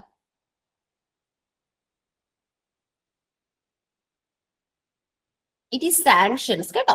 നമ്മള് ശരിക്കും പറഞ്ഞാൽ ഇപ്പോഴാണല്ലോ അടി കൊടുക്കാൻ പാടില്ല എന്നൊക്കെ പറഞ്ഞത്. ശരിക്കും പറഞ്ഞാൽ അത് പലപ്പോഴും കുട്ടികൾക്ക് തന്നെ ഒരു മാനസിക വെല്ലുവിളിയായ സമയത്ത് പലപ്പോഴും നമുക്ക് ഇന്ന് പുതിയ പുതിയ നിയമങ്ങളെല്ലാം തന്നെ ഉണ്ട്. അപ്പൊ നേരത്തെ എന്ന് പറഞ്ഞു കഴിഞ്ഞാൽ പല സൈക്കോളജിക്കൽ തിയറീസിലും ഈ ബീറ്റിംഗ് എന്നൊക്കെ പറയുന്നത് അതിന്റെ ഒരു ഭാഗമായിരുന്നു, ടീച്ചിങ്ങിന്റെ ഭാഗമായി തന്നെ കൊടുക്കുന്നതായിരുന്നു. പിന്നീട് നമ്മൾ അതൊക്കെ റിമൂവ് ചെയ്തതാണ്. അപ്പൊ ഇതിനെയൊക്കെ സാങ്ഷൻസ് എന്നാണ് പറയുന്നത് കേട്ടോ. മീൻസ് അത് എസ്റ്റാബ്ലിഷ്ഡ് ആണ്.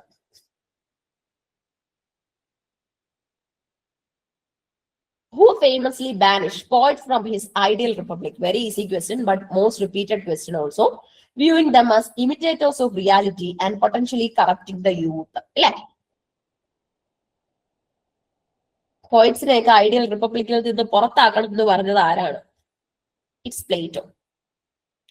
പ്ലേറ്റോ ആരുടെ ശിഷ്യനാണെന്ന് അറിയാവോ? പ്ലേറ്റോ സോക്രട്ടീസിന്റെ ശിഷ്യനായിരുന്നു. ഇനി പ്ലേറ്റോയുടെ ശിഷ്യനാണ് അരിസ്റ്റോട്ടിൽ. അരിസ്റ്റോട്ടലിന്റെ ശിഷ്യൻ ആരാന്ന് ചോദിച്ചു കഴിഞ്ഞാൽ അലക്സാണ്ടർ ദ ഗ്രേറ്റ് ആണ് കേട്ടോ. പ്ലേറ്റോ കൊണ്ടുവന്ന റിപ്പബ്ലിക് എന്ന് പറയുന്ന സ്കൂൾ ഉണ്ട്. അരിസ്റ്റോട്ടിൽ കൊണ്ടുവന്നത്, പ്ലേറ്റോയുടെ ശിഷ്യനായ അരിസ്റ്റോട്ടിൽ കൊണ്ടുവന്നത് ലൈസിയം എന്ന സ്കൂളാണ്.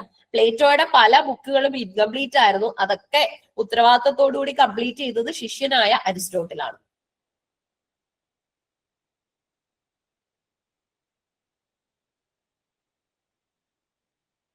നമ്മള് ഹാഫ് എ ജേർണിയിലോട്ട് എത്താൻ പോകുന്നു. 50ാം ചോദ്യത്തിലേക്കൊക്കെ പോകാൻ പോവാണ്. 47 ഇവിടെ ഉണ്ട്. Poets are the unacknowledged legislators of the world is a famous line by the romantic poet. കേട്ടിട്ടുണ്ടായിരിക്കും.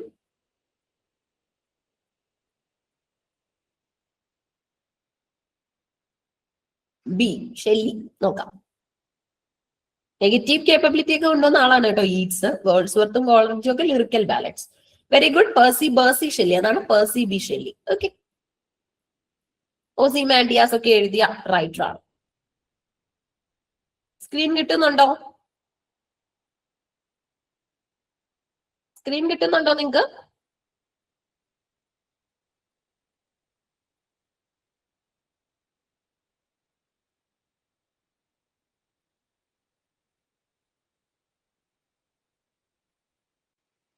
Screen കിട്ടുന്നുണ്ടോ?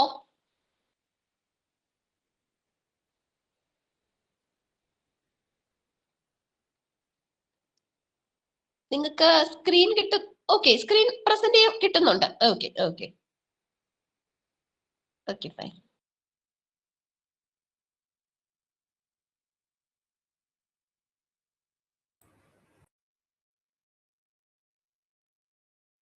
അപ്പൊ 48ാമത്തെ question.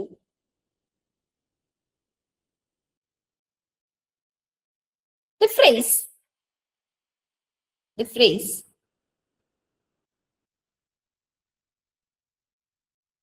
Ad Pictura pois from Horace Art of Poetry means. ഹൊറൈസിന്റെ ആർട്ട് ഓഫ് പോയിട്രിയിലെ ആർസ് പോയിറ്റിക്ക എന്നൊക്കെ പറയുന്ന ആർട്ട് ഓഫ് പോയിട്രിയിൽ പറയുന്ന add പിച്ചൂറ പോയ്സ് എന്ന ഫ്രേസ് എന്താണ് അർത്ഥം കൊടുക്കുന്നത്?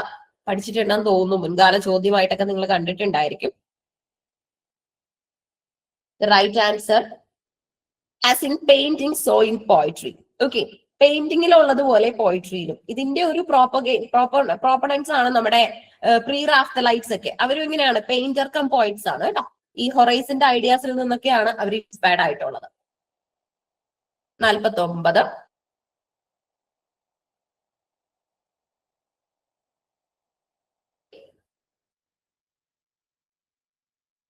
Which critic coined the term dissociation of sensibility, referring to a split between thought and feeling in metaphysical poetry?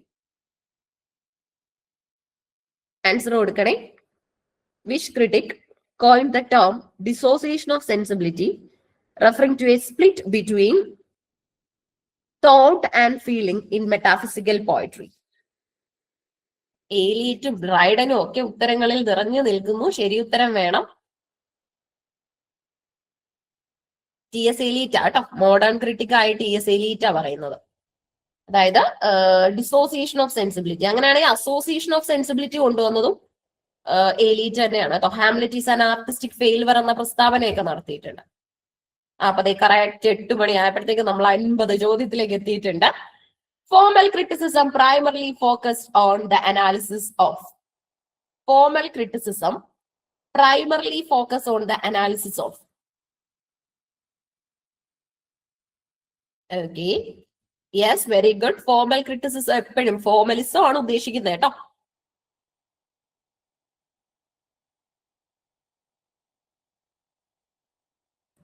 Structure and literary ഡിവൈസിനാണ് പ്രാധാന്യം കൊടുക്കുന്നത്. The structure and literary device. Okay. So, what about your 15 questions? Is it easy? ആദ്യത്തെ 25-നേക്കായി കുറച്ചുകൂടെ മെനക്കെടുത്തി കാണും. പിന്നത്തെ ഒരു 25 എണ്ണം. 50 question കിട്ടിയോ കയ്യില്? കിട്ടിയോ? ഇനി ഒരു 50 എണ്ണം കൂടെ ഉണ്ട്. പോകാം. റെഡിയാണോ? Okay, fine. Very good, very good. 50, 51. In Plato's view, reality exists in. പ്ലേറ്റോയുടെ കാഴ്ചപ്പാടില് റിയാലിറ്റി എവിടെയാണ് എക്സിസ്റ്റ് ചെയ്യുന്നത്?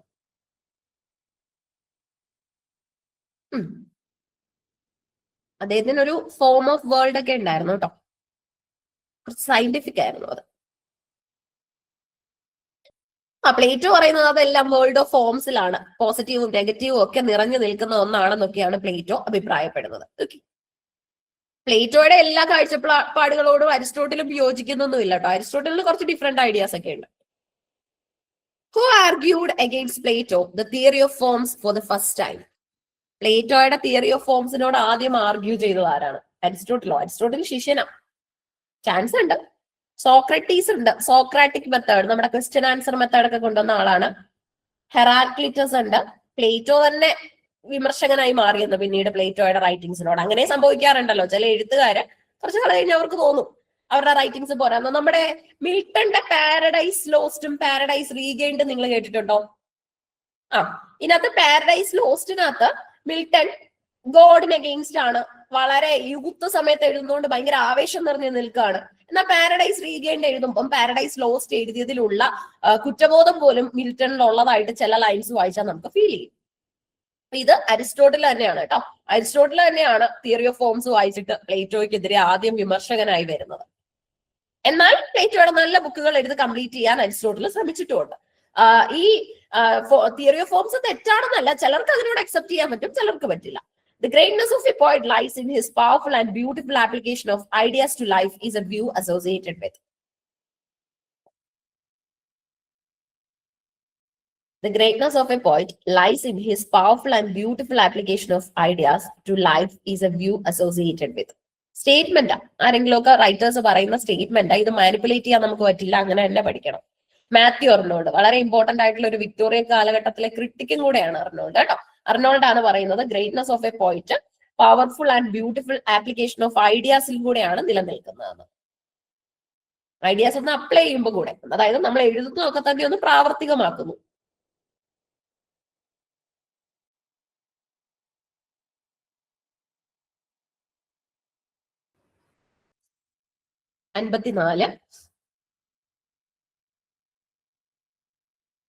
What is the primary focus of reader response criticism? എന്തായിരിക്കും? എന്തായിരിക്കും?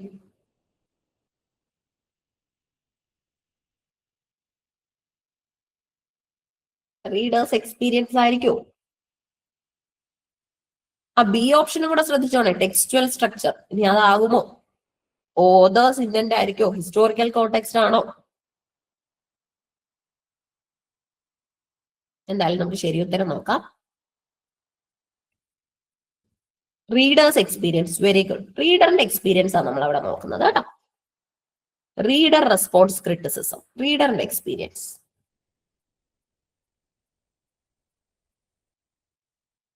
Very good.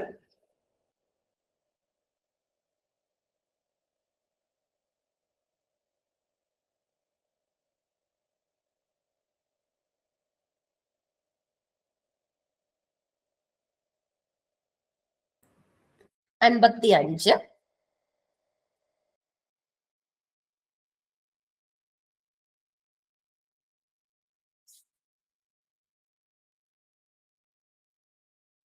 Which work by Aristotle provides foundational concepts for literary analysis like plot, character, and catharsis?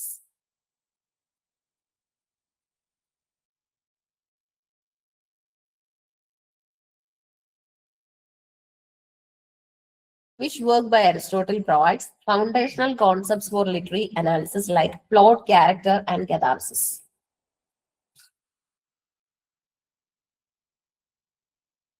Foundational concept പറയുന്ന അരിസ്റ്റോട്ടലിന്റെ ബുക്കിന്റെ പേരാണ് poetics കേട്ടോ. Poetics. Very good. 56. The question is like, which literary theorist is famously associated with the concept of difference and deconstruction? Sign and play എല്ലാം ഈ ക്രിട്ടിക്കിന്റെ തന്നെയാണ്. Deconstruction എന്ന് പറഞ്ഞാൽ സെന്റൻസിനെ നമ്മൾ ഡിവൈഡ് ചെയ്ത് ഓരോ ഇൻഡിവിജ്വൽ വേർഡിനെയും പഠിക്കുന്നു. അപ്പൊ ഈ ഡിഫറൻസും ഡീകൺസ്ട്രക്ഷനും ഒക്കെ ആരുടെയാണ്? ഇറ്റ്സ് നൺ അതർ ദാൻ ഡെറീഡ അല്ലെ.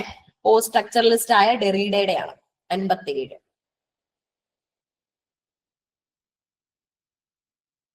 Post-colonial theory often critiques the binary colonializer and colonialized. Which concept linked to Homi Bhabha? Homi K. Bhabha നമ്മുടെ ഹൈബ്രിഡൈസേഷനെ കുറിച്ചൊക്കെ പറഞ്ഞ വ്യക്തിയാണ്. മിമിക്രി ഒക്കെ describes the hybrid identities formed in this space. Post colonial theory എപ്പോഴും ഒരു critic ആണ് കൊടുക്കുന്നത്. Binary of colonizer and കൊളോണിയലൈസ്ഡ്.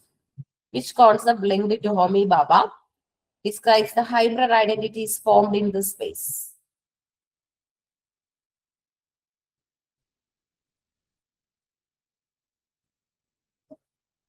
Okay. Yes, hybridity and third space. എന്താ ഈ തേർഡ് സ്പേസ് എന്നതുകൊണ്ട് ഉദ്ദേശിക്കുന്നതെന്ന് അറിയാവോ? What do you mean by this third space? What is actually this third space? Any idea?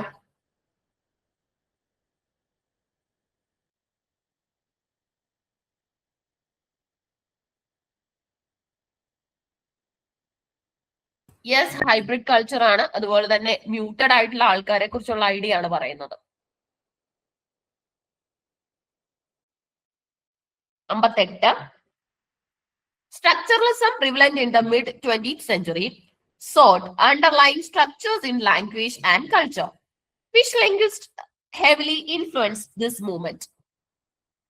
Structuralism prevalent in the mid-20th century sought underlying language structure in languages.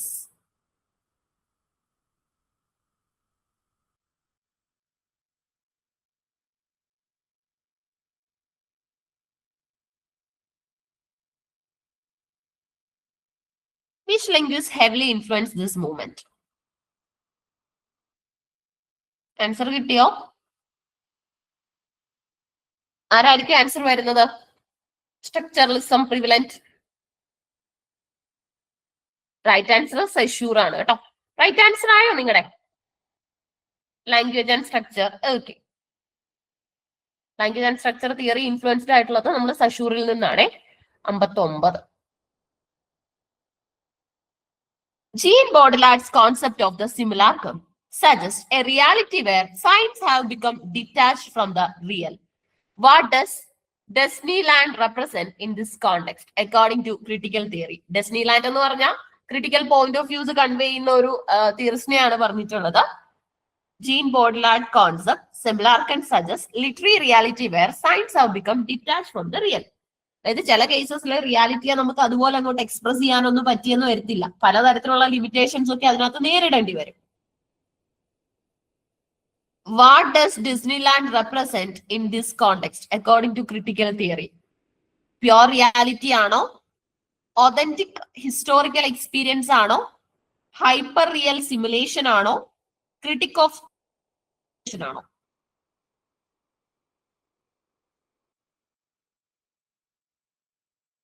എന്താ അവിടെ വരുന്നേ? Right answer വരുന്നത് hyper real simulation അല്ലല്ല, hyper real simulation കേട്ടോ. എന്ന് പറയുമ്പോൾ എപ്പോഴും നമുക്ക് അതുപോലെ ഈ ഹൈപ്പർ റിയൽ സിമുലേഷൻ ഇത്രയേ ഉള്ളൂ. എപ്പോഴും റിയാലിറ്റിയെ നമുക്ക് സയൻസിലൂടെ നമ്മുടെ വാക്കുകളിലൂടെ അതുപോലെ എക്സ്പ്രസ് ചെയ്യാൻ പറ്റത്തില്ല. വാക്കുകൾക്ക് അതീതമാണ് എന്നൊക്കെ നമ്മൾ പറയാറുണ്ട് ചില സിറ്റുവേഷൻസ്. അതാണ് ഇവിടെ ഉദ്ദേശിക്കുന്നത്. അടുത്ത നമ്മുടെ 60ാമത്തെ ചോദ്യമാണ്. In post-colonial fiction, how does a narrative often challenge colonial histories? Post colonial fiction ഒക്കെ വായിക്കുമ്പോൾ ചിലപ്പം നമ്മുടെ നറേറ്റീവുകളൊക്കെ പലപ്പോഴും കൊളോണിയൽ ഹിസ്റ്ററീസിനെ ചലഞ്ച് ചെയ്യാറുണ്ട്. പരസ്യമായി ആക്ഷേപിക്കുന്ന രീതിയിലുള്ള ഐഡിയ ഒക്കെ വരാറുണ്ട്. ഇങ്ങനെയൊക്കെ ചെയ്യാമോ എന്നുള്ള രീതിയിലുള്ള നറേഷൻ വരാറുണ്ട്. 59 ഒന്നുകൂടെ പറയാമോ? 59 എടുക്കാമല്ലോ. അതൊന്ന് ക്ലിയർ ചെയ്തിട്ട് വിടാവേ.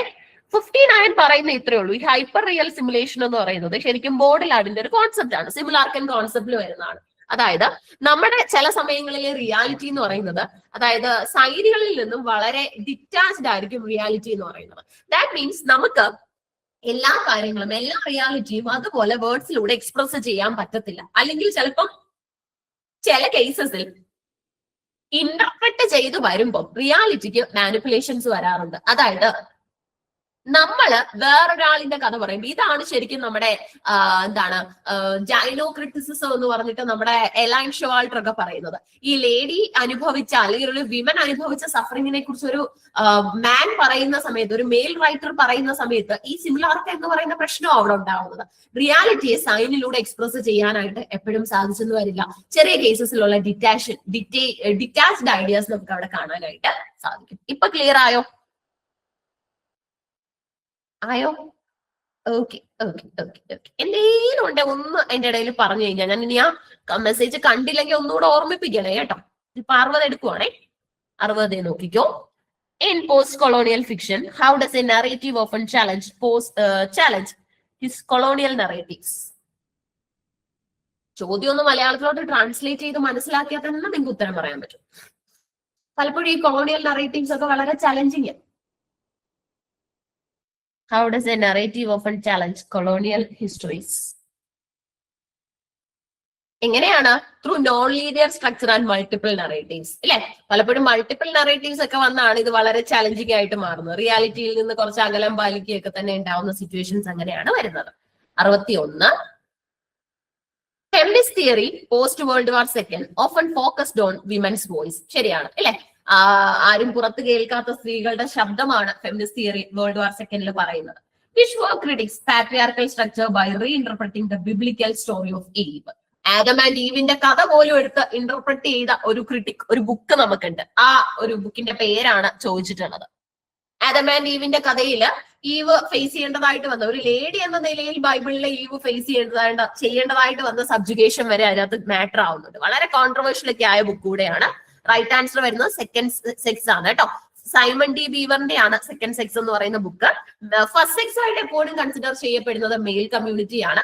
അതുകൊണ്ടാണ് സെക്കൻഡ് സെക്സ് എന്ന കാറ്റഗറിയിൽ ഫീമെയിലിനെ ഇവിടെ അഡ്രസ് ചെയ്തിട്ടുള്ളത്. ഈ ആദം ആൻഡ് ഈവ് സ്റ്റോറി പോലും ഇവിടെ റീഇന്റർപ്രറ്റ് ചെയ്തിട്ടുണ്ട്. Okay, it's A very important work. കൃത്യമായിട്ട് നോക്കി വെക്കണം. ചോദിക്കുക എന്നുള്ള കാര്യം നല്ല രീതിയിൽ സാധ്യതയാണ്. ഹൈ പോസിബിലിറ്റി ഉള്ള ചോദ്യമാണ് കേട്ടോ. 61.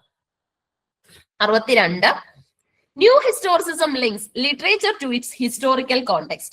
Which theorists popularized this approach, emphasizing power and discourse?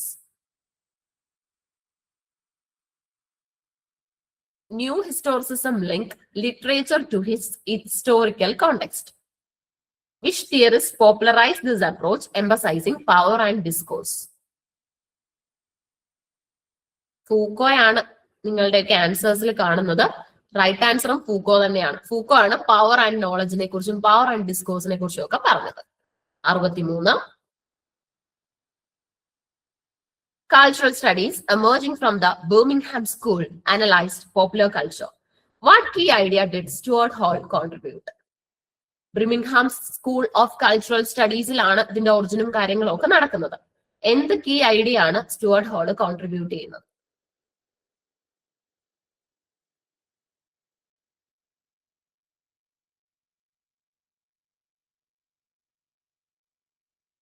Symbolic order ആണോ? നോക്കാം. റെപ്രസെന്റേഷൻ ആൻഡ് ഐഡന്റിറ്റി ആണ് കേട്ടോ. കൾച്ചറൽ സ്റ്റഡീസിലൂടെ നമ്മുടെ സ്റ്റുവർട്ട് ഹോളിന്റെ കോൺട്രിബ്യൂഷൻ ഇത്രയേ ഉള്ളൂ, റെപ്രസെന്റേഷൻ ആൻഡ് ഐഡന്റിറ്റി. അതിന്റെ വേറൊരു പേരാണ് എൻകോഡിംഗ് ആൻഡ് ഡീകോഡിംഗ് എന്ന് പറയുന്നത്. റെപ്രസെന്റേഷൻ ആൻഡ് ഐഡന്റിറ്റിയുടെ വേറൊരു പേരാണ് കമ്മ്യൂണിക്കേഷൻ തിയറി ആയിട്ടുള്ള encoding and decoding. 64. Psycho analytical theory all applied post world war second. Example നമ്മുടെ ലക്കാനൊക്കെ ഉണ്ട്, മിറർ സ്റ്റേജ് ഒക്കെ കൊണ്ടുവന്നേ. Often examines the role of the unconscious. What is a mirror stage in Lacan's theory? ലക്കാന്റെ തിയറിയിലെ mirror stage എന്തുവാ? അതായത് ജനിച്ച 6 മാസത്തിനുള്ളിൽ കുട്ടിയുടെ ഇൻഡിവിജ്വൽ സെൽഫ് മനസ്സിലാക്കുന്നു, I am different from my mother എന്നുള്ള പോയിന്റ് മനസ്സിലാക്കുന്നു. എന്താണ് ഈ കണ്ണാടിയുടെ മുന്നിലെത്തി കുട്ടിയുടെ തിരിച്ചറിവ്? ആ ഒരു മിറർ സ്റ്റേജ് എന്താണ്? Moment of self recognition and ego formation ആണ് കേട്ടോ. സെൽഫ് റെക്കഗ്നിഷനും ഈഗോ ഫോർമേഷനും ആണ് അവിടെ നടക്കുന്നത്. കുട്ടി തന്റെ വ്യക്തിത്വം സ്വയം തിരിച്ചറിയാണ്. ഈഗോ ഫോർമേഷൻ എന്ന് പറയുമ്പോൾ അമ്മയോട് ഈഗോ ക്ലാഷ് വരുന്നതല്ല, I am myself, I am different എന്നുള്ള ഒരു പോയിന്റിൽ എത്തുകയാണ്. ഇത് ഈഗോ സൂപ്പർ ഈഗോയ്ക്കകത്തിലെ ego. What does the term research fundamentally mean? Research എന്ന് പറയുമ്പോൾ എന്താണ് അതിന്റെ അർത്ഥം വരുന്നത്? റിസർച്ച് ഓക്കെ, ബി ആണ് പറയുന്നത്. നോക്കാം. Yes, searching again and again to explore or investigate. അല്ലെ, ഒരു റിസർച്ചർ ആയിട്ട് ഇരിക്കുന്ന കാലം എന്ന് പറയുന്നത് വളരെ സ്റ്റോം ആൻഡ് സ്ട്രെസ്ഡ് പീരീഡ് ആണ്. അല്ലെ, ഒരുപാട് കേസസിൽ നമുക്ക് ഹൈപ്പോത്തിസിസിൽ നിന്ന് നമ്മുടെ ഐഡിയ വേരി ചെയ്യുന്ന സമയത്ത് നമുക്ക് പലതരത്തിലുള്ള പ്രഷേഴ്സ് അനുഭവിക്കേണ്ടി വരും. നമ്മൾ തന്നെ ഇമോഷണലി കുറച്ച് അധികം ട്രബിൾസം ആകുന്ന സിറ്റുവേഷൻ ഒക്കെ നമുക്ക് അവിടെ കാണാനും സാധിക്കും. Which of the following is a key objective of descriptive research? Descriptive റിസർച്ചിന്റെ കീ ഒബ്ജക്റ്റീവ് എന്താണ്?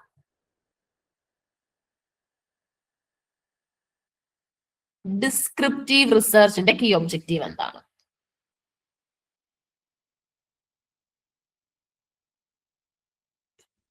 ഒരെണ്ണമാണ് സെലക്ട് ചെയ്യേണ്ടത്. Determine the frequency of occurrence or association of ഫിനോമിനയാണ് കേട്ടോ. ഡിസ്ക്രിപ്റ്റീവ് റിസർച്ച് നമുക്ക് നമ്മുടെ ഇംഗ്ലീഷിൽ വരാറുണ്ട്. നമ്മൾ എത്ര തവണ അത് സംഭവിക്കുന്നു എന്നും അതുപോലെ തന്നെ അസോസിയേഷൻ ഓഫ് ഫിനോമിനയൊക്കെയാണ്. അതായത് ആ ഫിനോമിനയുമായിട്ട് ശരിക്കും എന്തെങ്കിലും ഒരു പെർട്ടിക്കുലർ ഹാപ്പൻഡ് തിങ് ആയിരിക്കുമല്ലോ നമ്മൾ ഡിസ്ക്രൈബ് ചെയ്യുന്നത്. അപ്പൊ അതിന്റെ റിയാലിറ്റിയുമായിട്ട് നമ്മുടെ തിയറിയെ നമ്മൾ ക്രോസ് ചെക്ക് ചെയ്യുകയാണ് ചെയ്യുന്നത്. 67. ഇൻഡക്റ്റീവ് റീസണിങ് എങ്ങനെയാ സ്റ്റാർട്ട് ചെയ്യുന്നത്? ഇൻഡക്റ്റീവ് റീസണിങ് എങ്ങനെയാണ് സ്റ്റാർട്ട് ചെയ്യപ്പെടുന്നത്? എങ്ങനെയാ?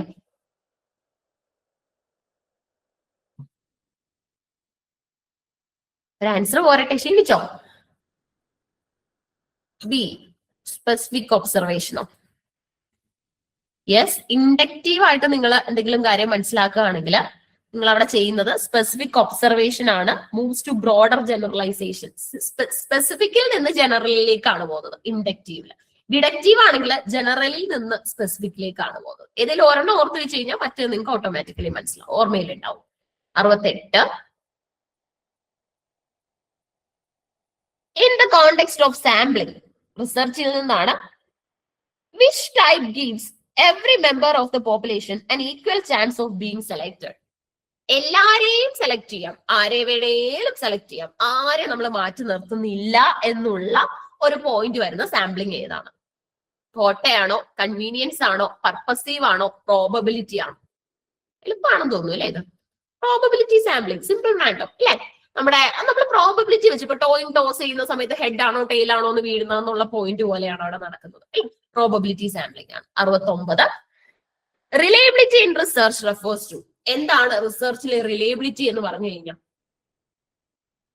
റിസർച്ചിലെ റിലയബിലിറ്റി എന്താ?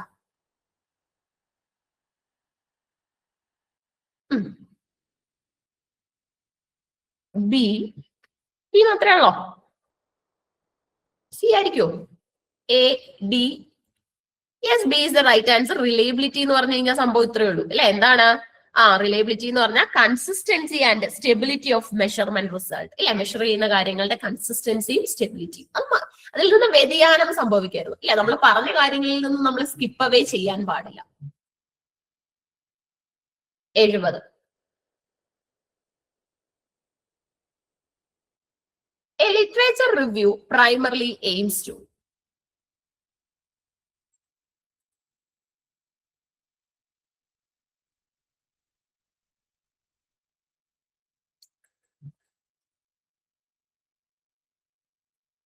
ലിറ്ററേച്ചർ റിവ്യൂ എന്തിലേക്കാണ് നമ്മളെ വിരൽ ചൂണ്ടുന്നത്? ലിറ്ററേച്ചർ റിവ്യൂ എന്താ?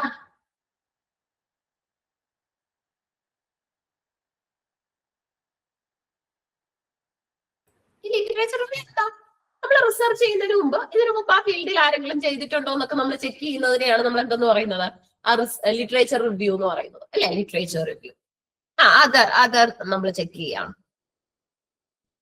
So identify gaps or areas needing further research ഇല്ല. നമ്മുടെ റിസർച്ചിനകത്തിൽ നമുക്ക് തന്നെ പോരായ്മകളും പ്ലേജറിസം ആപ്പൊക്കെ വെച്ച് നമ്മൾ പ്ലേജറിസം ചെക്ക് ചെയ്യുന്ന പോലെ പോരായ്മകൾ എന്തെങ്കിലും ഉണ്ടെങ്കിൽ മനസ്സിലാക്കി അത് ക്ലിയർ ചെയ്ത് വരാനായിട്ട് നമുക്ക് സാധിക്കും. അടുത്തത്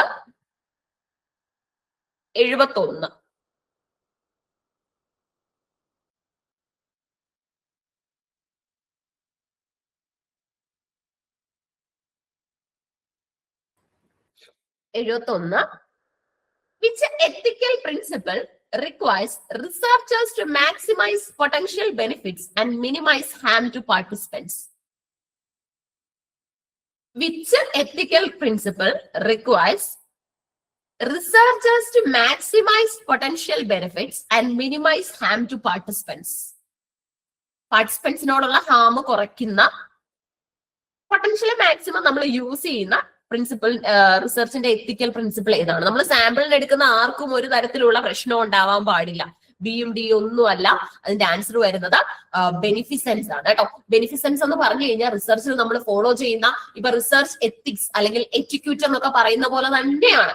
കാരണം നമ്മൾ കൃത്യമായിട്ട് ബെനിഫിസൻസ് വെക്കണം. നമ്മൾ ഇപ്പം പേപ്പർ 1-ലൊക്കെ നിങ്ങൾ പഠിച്ചു കാണും. നമ്മൾ സാമ്പിളിങ്ങിന് എടുക്കുന്ന ഒരാളിന്റെ പോലും പേഴ്സണൽ ആയിട്ടുള്ള ഒരു ഡീറ്റെയിലും ഔട്ട്സൈഡിലേക്ക് പോകാനായിട്ട് നമ്മുടെ റിസർച്ച് വഴിയൊരുക്കരുത് അല്ലെ. ആ കാര്യങ്ങളിലൊക്കെ കൃത്യമായിട്ട് നമ്മൾ എന്ത് ചെയ്തിരിക്കണം? നമ്മുടെ റെഗുലേഷൻസും നമ്മുടെ കൺട്രോളും വെച്ചിരിക്കണം. അതാണ് ബെനിഫിസൻസ് പറയുന്നത്. ഓക്കെ, എപ്പോഴും റിസർച്ച് ചെയ്യുമ്പോൾ നിങ്ങൾ ആലോചിച്ചോണം, എന്തെങ്കിലും തരത്തിലുള്ള ഔട്ട്സൈഡ് ഡേറ്റയൊക്കെ നിങ്ങൾ എടുക്കുന്നുണ്ട്, ഏതെങ്കിലും ആൾക്കാരെ അതിലേക്ക് ഇൻവോൾവ് ചെയ്യിക്കുന്നുണ്ടെങ്കിൽ ബെനിഫിസൻസ് ഫോളോ ചെയ്യണം. Which ethical principle requires researchers to maximize? Okay, question skip ആയോ? 72. A research design serves as the. Research design എങ്ങനെയാണ് സെർവ് ചെയ്യുന്നത്? ബി ആണ് പറയുന്നത്. നോക്കാം. യെസ്, ഡേറ്റ ഫ്രെയിംവർക്ക് ആണ് four data collection and analysis. ഇല്ല, റിസർച്ച് ഡിസൈൻ എന്ന് പറഞ്ഞാൽ ഡേറ്റ അവിടെ നമ്മൾ തുടങ്ങുകയാണ്. നമ്മുടെ ഏരിയ നമ്മൾ ഫിക്സ് ചെയ്ത് വെച്ചു, ഇന്ന ഏരിയ ആണ് നമ്മൾ നോക്കുന്നതെന്ന് പറഞ്ഞു. പിന്നീട് നമ്മുടെ ഫർദർ വർക്കിംഗ്സ് നമ്മൾ അവിടെ സ്റ്റാർട്ട് ചെയ്യുകയാണ് അല്ലെ. ശരി, അപ്പൊ അടുത്തത് 73. Action research is best described as. ക്ലാസ്സിൽ ഒരു ടീച്ചറിന് പെട്ടെന്ന് ഒരു പ്രോബ്ലം ഉണ്ടെങ്കിൽ അതിന് സൊല്യൂഷൻ കണ്ടുപിടിക്കാൻ പോലും ചെയ്യാൻ പറ്റുന്നതാണ് action research. Action research describe ചെയ്യുന്നത് എന്തിനെയാണ്? Action research is best described as.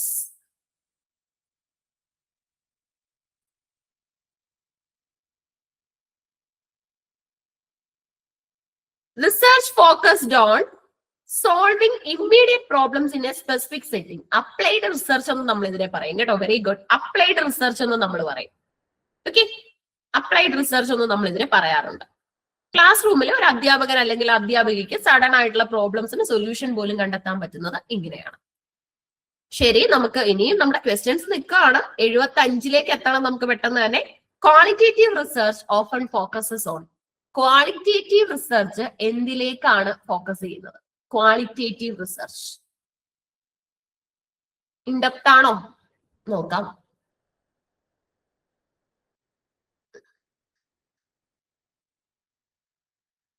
In-depth understanding of experiences, meanings, and context. in-depth understanding of experiences, meanings and context. Okay, qualitative research എന്തിനാണ് ഫോക്കസ് ചെയ്യുന്നത്? In-depth understanding of experiences, meanings and context. അതാണ് right. 75. Who is often considered the pioneer of Indian English fiction? Indian English fiction ന്റെ pioneer ആരാണ്? Founder ആരാണ്? R.K. Narayan. And can you find any peculiarity in this combo? Narayan, Mulk Raj Anand and Rajarao. അവരറിയപ്പെടുന്നത് എങ്ങനെയാ? Trials in Indian English literature അല്ലെ, Indian English ലിറ്ററേച്ചറിലെ trials എന്നാണ് അവർ അറിയപ്പെടുന്നത്. അതുപോലെ തന്നെ മാൽഗുഡി എന്ന് പറയുന്ന ഒരു ഫിക്ഷണൽ പ്ലേസുമായി ബന്ധപ്പെട്ട് മാൽഗുഡി ഡേയ്സ് എന്ന സീരീസ് തന്നെ R.K. നാരായൺ ചെയ്തിട്ടുണ്ട്. സ്വാമി ആൻഡ് ഹിസ് ഫ്രണ്ട്സ് എന്ന് പറയുന്ന ഫസ്റ്റ് നോവൽ തന്നെ ഭയങ്കര പോപ്പുലർ ആണ് അല്ലെ. ഇനി നമ്മുടെ രവീന്ദ്രനാഥ ടാഗോർ അവിടെ ഉണ്ട്, നോബൽ ലോറേറ്റ് ആണ്, ബംഗാളി ലാംഗ്വേജ് ഇന്ത്യൻ ഇംഗ്ലീഷ് പോയിറ്റ് ആണ്, ഗീതാഞ്ജലി ആണ് അദ്ദേഹത്തിന്റെ കവിതാ സമാഹാരം. ഓക്കെ ആണോ അത്രയും? ശരി, ഇനി ഒരു 25 ചോദ്യങ്ങളും കൂടെ. ഓക്കെ, ആൻഡ് ഹൗസ് യുവർ 75 ഈ ഒരു 75 ക്വസ്റ്റ്യൻസിലേക്കുള്ള ജേർണി എങ്ങനെ ഉണ്ടായിരുന്നു? ചെയ്യാൻ പറ്റിയോ? ആ ലെവലിൽ തന്നെയാ ചെയ്തേക്കുന്നത്. 25 എണ്ണം easy. The next 25 quite troublesome, and the next 75 കുറച്ചും കൂടെ ചിന്തിപ്പിക്കുന്നത്.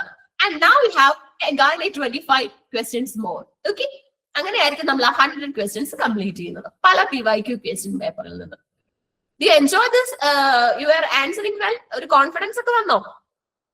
ഓക്കെ, ഇന്ന് ക്വസ്റ്റ്യൻ മാത്രം എടുക്കാനുള്ള റീസൺ മാരത്തോൺ ആണ്. നമ്മുടെ ഏരിയാസ് എല്ലാം നമ്മൾ പല ആവർത്തി റിവിഷൻ ഒക്കെ ചെയ്ത് സെറ്റ് ചെയ്ത് വെച്ചിരിക്കുകയാണ്. അപ്പൊ ഇനി ക്വസ്റ്റ്യൻ ആണ് നമുക്ക് വേണ്ടത് അല്ലെ. അതുകൊണ്ടാണ് ഫുൾ ക്വസ്റ്റ്യൻസ് തന്നെ നമ്മൾ എടുത്തത്. പക്ഷെ ഇത്രയും ചോദ്യത്തിൽ ഏതെങ്കിലും ഒരു ചോദ്യം നിങ്ങൾ നോട്ട് ചെയ്ത് വെച്ചിട്ടുണ്ടോ? ഒന്നുകൂടെ കാണേണ്ടതായിരുന്നു എന്നെങ്ങാണോ ഉള്ള പോയിന്റില്? 51. സ്നേഹം, ഞാൻ ഈ 51 ആദ്യം എടുക്കാവേ. 51, 44 ഇത് രണ്ടും ചെയ്തിട്ട് ബാലൻസ് നമ്പർ പറയണേ. ഈ 51, 44 നമുക്ക് ആദ്യം എടുത്തു കൊടുക്കാം. പിന്നെ ഉള്ളവര് പറഞ്ഞാൽ മതി. ഓക്കെ, എന്തായാലും നമുക്ക് ഈ ഒരു ക്വസ്റ്റ്യൻസ് ഒന്ന് നോക്കാം. 51 അല്ലേ വെറുതെ? 51 ഇനിയും ലാസ്റ്റ് സെയിം ക്വസ്റ്റ്യൻസ് കേട്ടോ, അല്ലാതെ പ്രശ്നമൊന്നുമില്ല. ഓക്കെ, 1, 2 ഒക്കെ പറയുന്നുണ്ടോ? നമ്മൾ ആദ്യം ഒന്ന് പോണം അല്ലെ. ഇതുപോലെയുള്ള സീരീസ് കിട്ടും കേട്ടോ. പിന്നെ എന്താ, ഇനിയും സീരീസ് ഉണ്ടാവുമെന്ന് ചോദിച്ചാൽ നമുക്ക് എക്സാം അല്ലേ അടുത്തത്. അപ്പം ലേൺ വെൽ, അത്രേ ഉള്ളൂ. ഇത്രയും ക്വസ്റ്റ്യൻസ് ഒക്കെ ഒന്ന് വർക്ക്ഔട്ട് ചെയ്ത് നോക്കിയാൽ തന്നെ ഉറപ്പാണ് നമുക്ക് നെറ്റിൽ നിന്നൊന്നും നമുക്കൊരു ഡീവിയേഷൻ ഉണ്ടാവില്ല. ഈ 1 ചോദിച്ചത് ആരായിരുന്നു? ഓക്കെ ആണോ? കണ്ടോ? ഒന്ന് തംസ് തരണേ പെട്ടെന്ന് തന്നെ. ഓക്കെ, ശരി. 2 വേണം അതിനല്ലോ. 2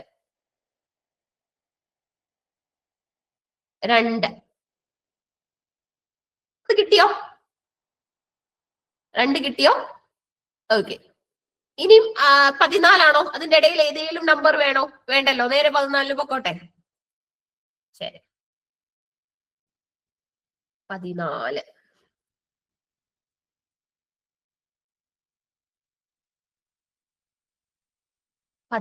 ഇതിന്റെ റെക്കോർഡിങ്സ് എല്ലാം അവൈലബിൾ ആയിരിക്കും, പ്ലാറ്റ്ഫോമിൽ കിട്ടും. ഫസ്റ്റ് അവർ കയറാൻ പറ്റിയില്ല. ഓക്കെ, അതിന്റെ ക്ലാസ്സസ് കിട്ടും കേട്ടോ, പ്രശ്നമില്ല. കിട്ടിയോ? 14 മാർലോടെ ചോദ്യമായിരുന്നു. ഓക്കെ, ഇനി ഏതാ നെക്സ്റ്റ് ക്വസ്റ്റ്യൻ നമ്പർ? 51. 51ന് മുമ്പൊന്നും ഇല്ലല്ലോ, നേരെ 51ലോട്ട് പോവാമല്ലോ എനിക്ക്. ഓക്കെ, 44. ശരി, അതൊരു 44 ഇടയ്ക്ക് ഞാൻ ഓർക്കുന്നു. ശരിയാ, 44 കഴിഞ്ഞേ എടുക്കും കേട്ടോ. 44 ഇപ്പൊ എടുക്കാം.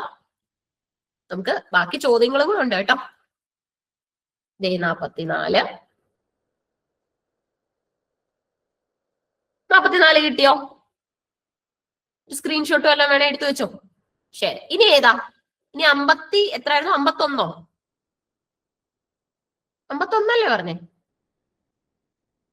ശരി, 51 എടുക്കാം. ഈ ഒരു നമ്മുടെ മാരത്തോൺ സെഷൻ 61 എടുക്കാം കേട്ടോ. 52 പറഞ്ഞുതരാം, എടുക്കാം. നമ്മൾ ഒത്തിരി നമ്മുടെ പല അവേഴ്സ് ആൻഡ് അവേഴ്സ് വർക്കാണ് കേട്ടോ ഈ ഒരു 100 ക്വസ്റ്റ്യൻ എന്ന് പറയുന്നത്. വേണ്ട പോലെ യൂസ് ചെയ്യണം, പല സ്ഥലങ്ങളിൽ നിന്ന് തെരഞ്ഞെടുക്കുന്ന ചോദ്യങ്ങൾ. 51 ഓക്കെ ആണോ?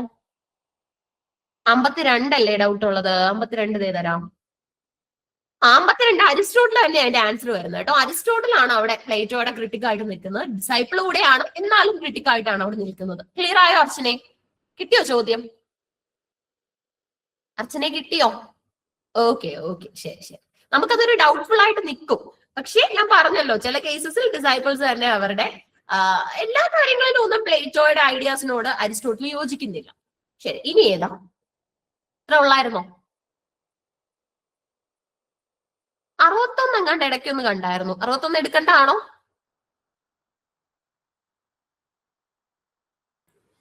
ഇത്രേ ഉള്ളോ?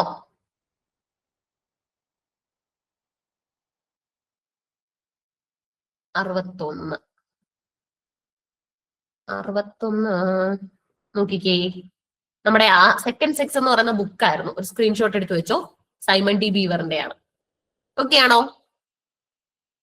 ഓക്കെ ആണോ? ശരി.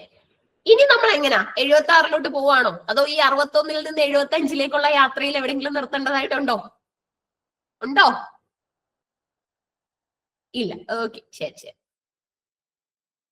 നിങ്ങളുടെ ആ ഒരു കോപ്പറേഷൻ കൂടാ നമുക്ക് ഇത്രയും ക്വസ്റ്റ്യൻ ചെയ്യാൻ പറ്റിയത് കേട്ടോ. ഓഫ് കോഴ്സ് നിങ്ങൾ ആൻസർ ചെയ്യാതെ ഇങ്ങനെ ഇരിക്കായിരുന്നെങ്കിൽ നമുക്ക് ഒരിക്കലും. 51 ചോദിച്ചേ? Exam dates everything will be soon released. അതിന്റെ എല്ലാം ഒഫീഷ്യൽ ആയിട്ട് നമുക്ക് കിട്ടും കേട്ടോ. എക്സാം ഡേറ്റ്സ് എല്ലാം ഇപ്പൊ ഒഫീഷ്യൽ ആയിട്ട് വരും. 51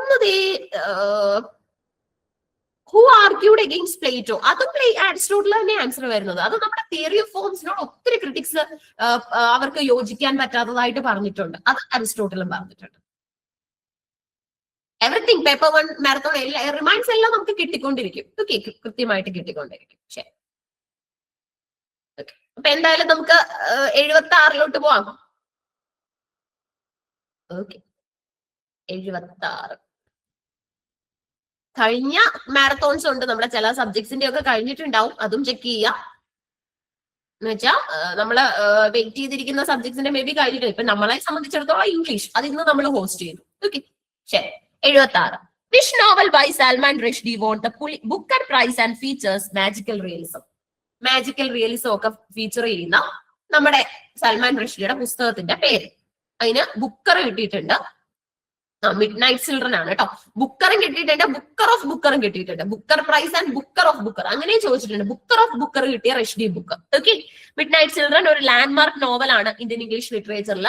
നമ്മുടെ ഇന്ത്യൻ സ്വാതന്ത്ര്യ സമരവുമായി ബന്ധപ്പെട്ടുള്ള ഒരു പ്രമേയമാണ് പറയുന്നത്. ആ അർദ്ധരാത്രിയിൽ ജനിച്ച കുട്ടികൾക്ക് അങ്ങോട്ടും ഇങ്ങോട്ടും ഒരു ഇൻറ്റ്യൂഷൻ ഉണ്ട്. അവരെവിടെയാണ് എന്ത് ചെയ്യാണെന്ന് മറ്റുള്ളവർക്ക് മനസ്സിലാക്കാൻ പറ്റും. ആ കുട്ടികൾക്കിടയിൽ ഇങ്ങനെ ഒരു ബോണ്ടിങ് നിൽക്കുന്നുണ്ട്. അവർക്കറിയാം, ഒരു സെൻസിങ് അവർക്കുണ്ട് എന്നൊക്കെയാണ് പറയുന്നത്. ഒരു 6th സെൻസ് അവരിൽ നിൽക്കുന്നു. 77 Who wrote A Suitable Boy, one of the longest novels in English? ഇംഗ്ലീഷിലെ ഏറ്റവും ലോങ്സ്റ്റ് നോവൽ എന്നൊക്കെ അറിയപ്പെടുന്ന സ്യൂട്ടബിൾ ബോയ് എഴുതിയത് it's none other than Vikram Seth. Very good, very good. Vikram Seth is the right answer. Known for its vast scope and setting. അതിന്റെ vast സ്കോപ്പിന്റെയും സെറ്റിംഗിന്റെയും ഒക്കെ പേരിൽ ഈ വർക്ക് വളരെ പോപ്പുലർ ആണ്.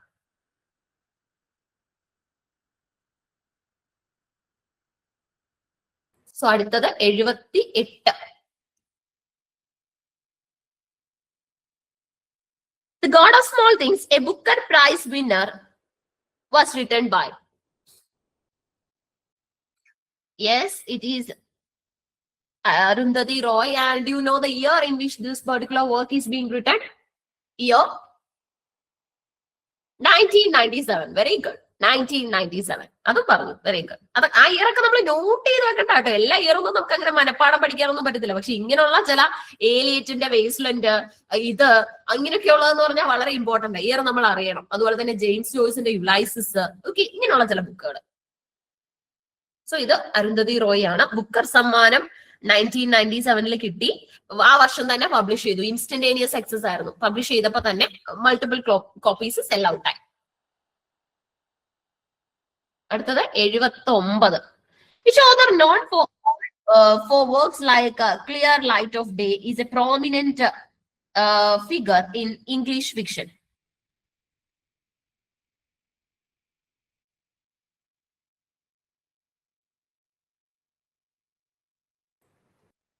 ഈ ക്ലിയർ ലൈറ്റ് ഓഫ് ഡേ ഒക്കെ ആരുടെയാണ്? അനിത ദേശായിയുടെ ആണ് കേട്ടോ. സൈക്കോളജിക്കൽ ഡെപ്ത് ആണ് ദേശായി നോവൽസിന്റെ ഏറ്റവും വലിയ പ്രത്യേകത.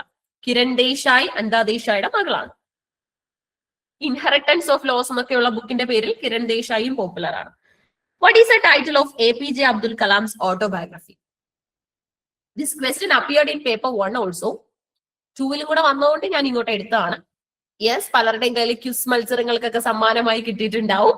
വിങ്സ് ഓഫ് ഫയർ അല്ലെ, അഗ്നിച്ചിറകുകൾ. ഓക്കെ, ഒരു ഇൻസ്പയറിംഗ് മെമ്മോയർ ആണ് for the former president.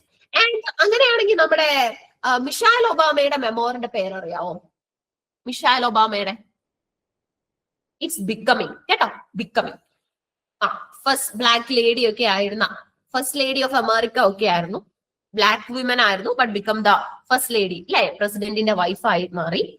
Which Indian author wrote train to Pakistan focusing on the partition? Very good, Khushwant Singh അല്ലെ. ട്രെയിൻ ടു പാകിസ്ഥാൻ എന്ന് പറഞ്ഞാൽ നമ്മുടെ എന്താണ് ഇന്ത്യയിലും പാകിസ്ഥാനിലും ആയിട്ട്, അതായത് സിഖുകാർ കുറച്ചുപേര് പാകിസ്ഥാനിലും ഇസ്ലാം കമ്മ്യൂണിറ്റിയിൽ പെടുന്ന കുറെ പേര് ഇങ്ങ് ഇന്ത്യയിലും ഉണ്ടായിരുന്നു. പക്ഷെ പാർട്ടീഷൻ വന്ന സമയത്ത് സിഖുകാരെ നിർബന്ധിച്ച് ഇന്ത്യയിലേക്ക് അയക്കുകയും അതുപോലെ തന്നെ ഇസ്ലാം കമ്മ്യൂണിറ്റിയിലുള്ള ആൾക്കാരെ നിർബന്ധിച്ച് പാകിസ്ഥാനിൽ അയക്കുകയും ചെയ്തു. ശരിക്കും അവരുടെ റൂട്ട്സ് തന്നെ, അവരിവിടെ ജനിച്ചതും വളർന്നതും എല്ലാം ഇവിടെയാണ്. എന്നാൽ അവരുടെ റിലീജിയന്റെ പേരിൽ അവരെ നാട് കടത്തി, സ്ട്രിക്ട്ഫുള്ളി നാട് കടത്തുന്ന ഒരു ഐഡിയ ആണ് ട്രെയിൻ ടു പാകിസ്ഥാനിൽ പറയുന്നത് അല്ലെ. അപ്പൊ ഇതൊരു പവർഫുൾ നോവലാണ്, capturing the tragedy of partition. Indo Pak partition ആണ് പ്രമേയം. മനസ്സിലായോ? Okay, so now 82.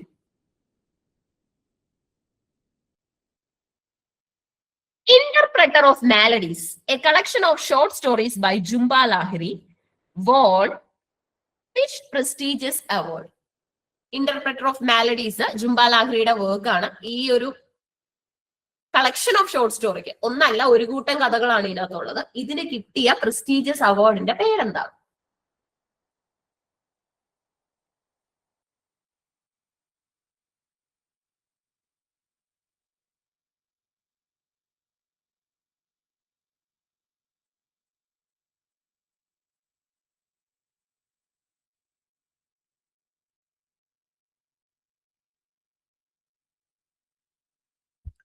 It is Pulitzer Prize for Fiction and the year is 2000. Okay, not ചെയ്ത് വെക്കണേ.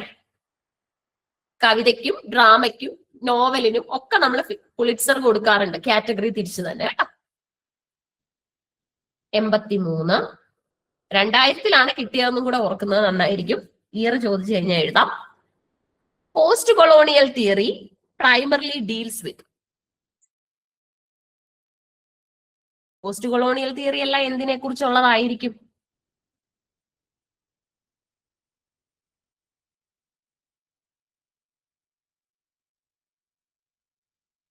ഇംപീരിയലിസവും ഒക്കെ ആവാം, ചാൻസ് ഉണ്ട്.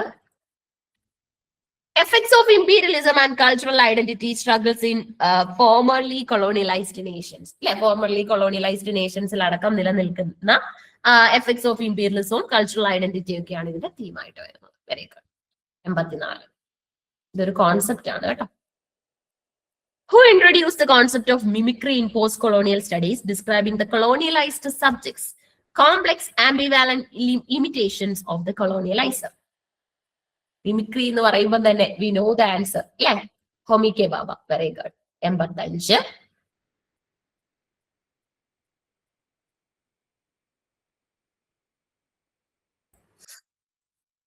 In post-colonial literature, hybridity refers to.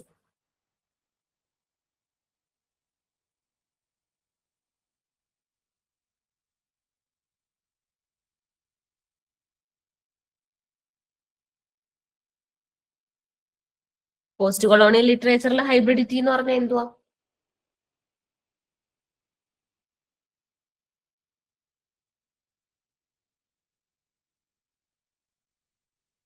Blending and mixing of cultures creating new ideas. അല്ലെ, blending and mixing of കൾച്ചറും creating new ഐഡിയാസും ഒക്കെയാണ് അതിനകത്ത് വരുന്നത്.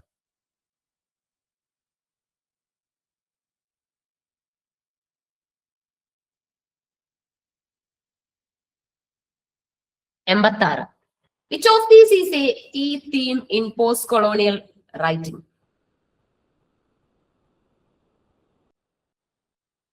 Which of these is a key theme in post-colonial writing? Post-colonial writings le key theme endana? Yes, critiquing colonial power structures and reclaiming indigenous voices. അല്ലെ, അതായത് നിശബ്ദരായി പോയവരുടെ ശബ്ദങ്ങൾ വീണ്ടെടുക്കുകയാണ് നമ്മൾ ശരിക്കും പറഞ്ഞ ഇതിലൂടെ ചെയ്യുന്നത്. അല്ലെ, അടുത്തത് 87. Orientalism, a foundational text in post colonial studies by Edward Said analysis. അതായത് സെയ്ദിന്റെ എക്കാലത്തെ മികച്ച എസ്സേ ആണ് ഓറിയന്റലിസം. ഇത് എന്തിനെയാണ് അനലൈസ് ചെയ്യുന്നത്, വിശദീകരണം ചെയ്യുന്നത്?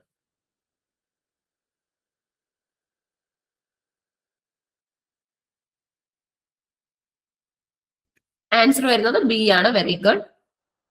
സ്റ്റേറ്റ്മെന്റ് ആണെങ്കിൽ എളുപ്പമാണ് അല്ലെ. Western construction of the orient as exotic and inferior. അല്ലെ, ഇന്ത്യ അടക്കമുള്ള ഏഷ്യൻ കോണ്ടിനെന്റിൽ വരുന്ന രാജ്യങ്ങളൊക്കെ തന്നെ, ഈസ്റ്റേൺ കൺട്രീസ് ഒന്നും തന്നെ കൾച്ചർ വൈസ് വളരെ പിന്നിലാണ്. എഡ്യൂക്കേഷൻ ഒക്കെ എടുത്താലും ഒത്തിരി പിന്നിലാണ്. അങ്ങനെ തന്നെ തുടർന്നു കഴിഞ്ഞാൽ അവർക്ക് ഒരു തരത്തിലുള്ള യൂസും ഉണ്ടാവില്ല എന്നുള്ള മെസ്സേജ് ഒക്കെയാണ് ഇതിനകത്ത് വരുന്നത്. 88. The term subaltern, popularized by Gayatri Spivak, refers to. സബോൾട്ടൺ എന്ന് പറയുന്ന പ്രയോഗവും ആർമിയിൽ നിന്ന് വന്നതാണ്. ലോവർ റാങ്ക് സോൾജേഴ്സിനെയാണ് നമ്മൾ സബോൾട്ടൺസ് എന്ന് വിളിക്കുന്നത്.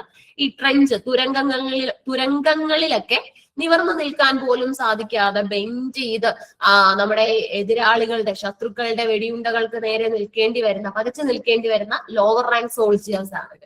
Okay, subaltern. അപ്പം ഇതിനകത്ത് എന്താണ് സബോൾട്ടണിലൂടെ നമ്മുടെ റൈറ്റർ സ്പീക്ക് ചെയ്യുന്നതെന്ന് ചോദിച്ചാൽ, colonised subjects who are marginalised and silenced. ഇല്ല, ചിലപ്പോൾ സൈലൻസ്ഡ് എന്നുള്ള വാക്കിന് പകരം മ്യൂട്ടഡ് എന്നുള്ള വാക്കും വരാറുണ്ട്. ഇതൊക്കെ നമ്മുടെ കൾച്ചറൽ സ്റ്റഡീസ് ആട്ടാ. അടുത്തത് 89. Which writer explored the psychological trauma of colonialization and the black experiences in Black Skin, White Mask? Black skin white mask ആരുടെ വർക്ക് ആണെന്നൊന്ന് ഓർത്താ ഉത്തരം പറയാം. പോസ്റ്റ് കൊളോണിയലിസം ആണ്. എവിടുന്ന് വേണമെങ്കിലും ആവാം. കാരണം നമ്മൾ ഡ്രാമയിലും കവിതയിലും നോവലിലും എസ്സേയിലും ഒക്കെ പോസ്റ്റ് കൊളോണിയലിസം പഠിച്ചതാണ്. Black skin white mask. Yes, the answer is Frantz Fanon. ശരിയാക്കിയ ഉത്തരം ശരിയായോ? ഇല്ല എങ്കിൽ നോട്ട് ചെയ്ത് വെക്കണം. ഇനി തിങ്സ് ഫോൾ അപ്പാർട്ട് എന്ന് പറയുന്ന വർക്ക് എഴുതിയ നമ്മുടെ റൈറ്റർ ഈ കൂട്ടത്തിലുണ്ട്. അത് ചിന്നുവ അച്ചീബിയാണ്. തിയോഗോയും വി എസ് നായ്പൂളും ഒക്കെ തന്നെ ഗംഭീരമായി എഴുതുന്ന എഴുത്തുകാർ തന്നെയാണ്. അടുത്തത് നമ്മുടെ 90. Post colonial theory often challenges which western concept? ഏത് വെസ്റ്റേൺ കോൺസെപ്റ്റിനെയാണ് പോസ്റ്റ് കൊളോണിയൽ തിയറി ചലഞ്ച് ചെയ്യുന്നത്? എല്ലാവരും ആലോചിച്ച് ആൻസർ ചെയ്തേ. എല്ലാവരുടെ ആൻസേഴ്സ് നമുക്ക് വേണം.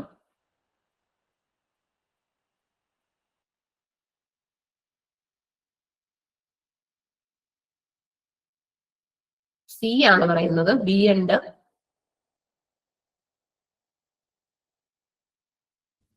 Right answer is universalism and Eurocentrism. കേട്ടോ, പോസ്റ്റ് കൊളോണിയൽ തിയറി ചലഞ്ച് ചെയ്യുന്നത് ഏത് വെസ്റ്റേൺ കോൺസെപ്റ്റിനെയാന്ന് ചോദിച്ചാൽ യൂണിവേഴ്സലിസത്തിനെയും യൂറോ സെൻട്രിസത്തിനെയാണ്.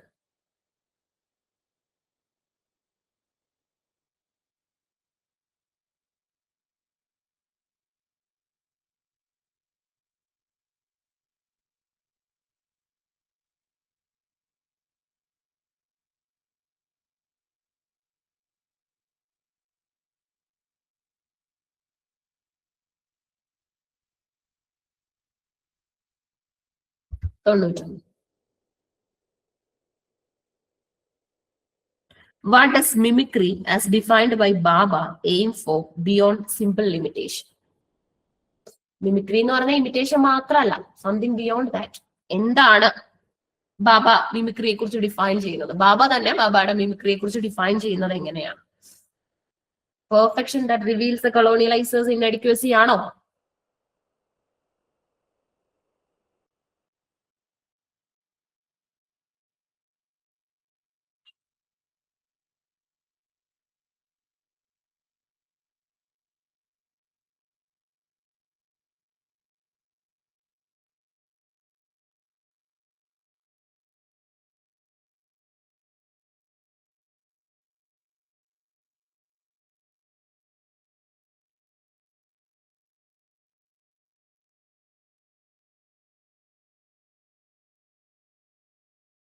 ആൻസർ നോക്കാം. യെസ്, റൈറ്റ് ആൻസർ ആണ് ബി കേട്ടോ. 92.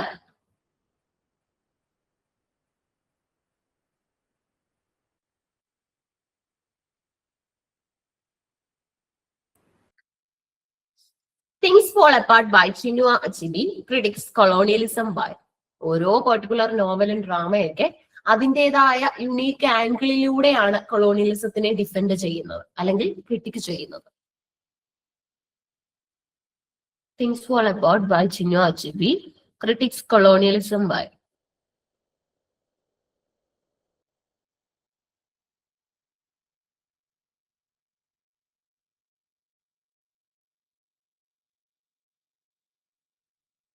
ശരി ഉത്തരം വരുന്നത് ബി ആണ് കേട്ടോ. ഉത്തരം ഒന്ന് വായിച്ചോ. Depicting the fragmentation. ഫ്രാഗ്മെന്റേഷൻ എന്ന് പറഞ്ഞാൽ നമ്മൾ ഓരോന്നിനെയും കട്ട് ചെയ്ത് മാറ്റാണ്. Fragmentation of a traditional African society under colonial. Depicting the fragmentation of a traditional African society under colonial rule. African community ആണ് ശരിക്കും പറഞ്ഞാൽ അവര് ബ്ലാക്സ് ആണെന്നുള്ള പേരിൽ റേഷ്യൽ ഡിസ്ക്രിമിനേഷൻ ഒരുപാട് ഫേസ് ചെയ്യേണ്ടി വന്നു. ശരിക്കും അവിടുത്തെ വിമൻ കമ്മ്യൂണിറ്റിയെ കുറിച്ച് നമുക്ക് വളരെ പതറ്റിക് ആയിരുന്നു. ഇപ്പം ചേഞ്ചസ് ഉണ്ട്, കാരണം as A women and as A black person ആണ് അവർ സഫർ ചെയ്യുന്നത്. ഡബിൾ ബേർഡൻ ആണ് അവർക്ക് ലൈഫിൽ ഫേസ് ചെയ്യുന്നതായിട്ട് വരുന്നത്.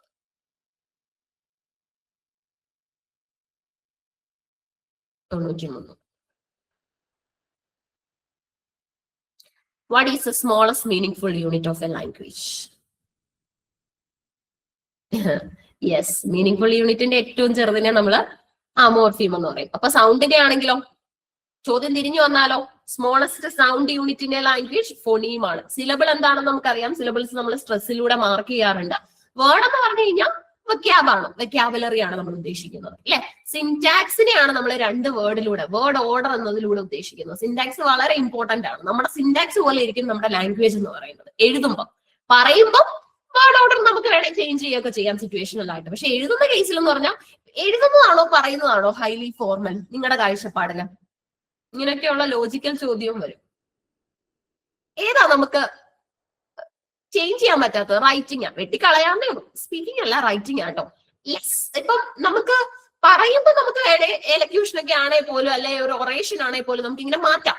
അങ്ങനെയാണ് ഉദ്ദേശിച്ചത്. പക്ഷെ റൈറ്റിംഗ് എന്ന് പറയുമ്പോൾ കുറച്ചുകൂടെ പറഞ്ഞതിലും നമ്മൾ കുറച്ചും കൂടെ സീരിയസ്നെസ് കൂട്ടുക, ഒഫീഷ്യൽ ആയിട്ട് മാറുകയാണ് റൈറ്റിംഗ് എന്ന് പറയുമ്പോൾ കേട്ടോ. അപ്പൊ അതാണ് കുറച്ചും കൂടെ ഫോർമൽ എന്ന് പറയുന്നത്. സമയം കുറച്ചേ ഉള്ളൂ നമുക്ക്. 94.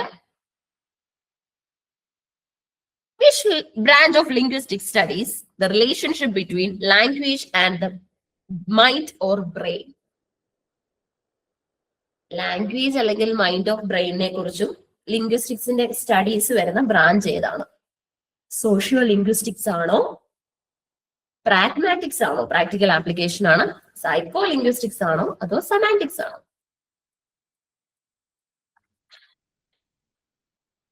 ഏതായിരിക്കും?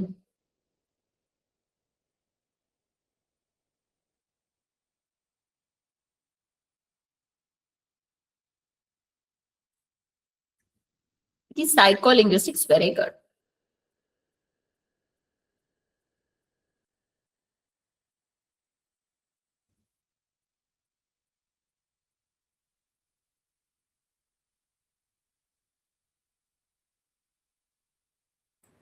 അടുത്ത ചോദ്യം നോക്കി. Ferdinand de Saussure defined language as a system of what? എളുപ്പമാണെന്ന് തോന്നുന്നു അല്ലെ. ലാംഗ്വേജിനെ സിസ്റ്റം ഓഫ് എന്തായിട്ടാണ് സഷൂർ പറയുന്നത്?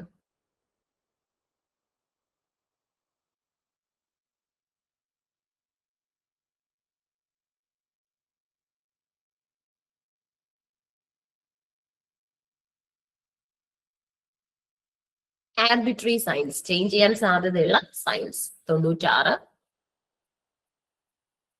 The study of speech sounds in general, including their production and perception, is called. Study of speech sounds in general. അതിനകത്ത് അതിന്റെ production മുതൽ ഒരാളിൽ എത്തുന്നു, ശ്രോതാവിൽ എത്തുന്ന പെർസെപ്ഷൻ വരെ വരുന്നുണ്ട്. അതിനെ നമ്മൾ എന്ത് പറയും? ഫോണിറ്റിക്സ് ആണോ, ഫോണോളജി ആണോ? സിൻടാക്സും മോർഫോളജി അല്ല, ഫോണിറ്റിക്സ് ആട്ടോ. ഫോണോളജി സൗണ്ട് യൂണിറ്റിനെ കുറിച്ചുള്ള പഠനമാണ്. ഇത് സ്പീച്ച് സൗണ്ട്സിനെ മൊത്തത്തിൽ അതിന്റെ ജനറൽ ആ പറഞ്ഞിരിക്കുന്നത്, സൗണ്ട്സ് ഇൻ ജനറൽ. ഇപ്പൊ സ്പീച്ച് സൗണ്ടിനെ മാത്രം പഠിക്കുന്നതിനെ ഫോണോളജി എന്ന് വിളിക്കാൻ തെറ്റില്ല. പക്ഷെ ഇൻ ജനറൽ അതിനകത്തില് എല്ലാം വരുന്നുണ്ട്, പ്രൊഡക്ഷൻ മുതൽ പെർസെപ്ഷൻ വരെയുള്ള എല്ലാ പോയിന്റുകളും വരുന്നുണ്ട് എങ്കിൽ we have to call that phonetics. കേട്ടോ, ആ ഒരു വലിയ ബ്രാഞ്ചിനെയാണ്. അതായത് നമ്മൾ സംസാരിക്കുന്നത്, ഇപ്പൊ ഞാൻ സംസാരിക്കുന്നത് നിങ്ങളിൽ എത്തി, ചിലപ്പോൾ എന്തെങ്കിലും തരത്തിലുള്ള നോയ്സ് പോലെയുള്ള ബാരിയറും ഉണ്ടാവാൻ സാധ്യതയുണ്ട് അല്ലെ. അപ്പൊ ആ ഒരു ഞാൻ സംസാരിക്കുന്നത് നിങ്ങളിൽ എത്തുന്ന കംപ്ലീറ്റ് പ്രോസസ് അവസാനിക്കുന്നത് ഫോണിറ്റിക്സിലൂടെയാണ്. ആ ഒരു പോയിന്റിനെ നമ്മൾ വിളിക്കുന്നത് ഫോണിറ്റിക്സ്. ഓക്കെ, ഓക്കെ ആണോ? What term describes a regional variety of a language? ലാംഗ്വേജിന്റെ റീജിയണൽ വെറൈറ്റിക്ക് എന്ത് പറയും? പിജിൻ ആണോ, ഡയലക്റ്റ് ആണോ, രജിസ്റ്റർ ആണോ, ഡിഗ്ലോസി ആണോ? റീജിയണൽ വെറൈറ്റി അത് ഡയലക്റ്റ് ആണ് കേട്ടോ. ലാംഗ്വേജിന്റെ റീജിയണൽ വെറൈറ്റിയെ നമ്മൾ ഡയലക്റ്റ് എന്നാണ് പറയുന്നത്. ഓരോ സ്ഥലങ്ങളിൽ ഡയലക്ട്സ് മാറി വരാറുണ്ട്. കേരളത്തിൽ തന്നെ നമുക്ക് ഒരുപാട് ഡയലക്ട്സ് നമുക്ക് വേരി ചെയ്യാറുണ്ട് അല്ലെ. അതുപോലെ നമ്മൾ ഈ ജാർഗൺ എന്ന് ഉദ്ദേശിക്കുന്ന എന്തിനാ? ഇടയ്ക്കിടയ്ക്ക് ലിംഗ്വിസ്റ്റിക്സ് കേൾക്കാവല്ലോ ജാർഗൺ എന്ന്. What you mean by jargon? Jargon എന്തുവാ?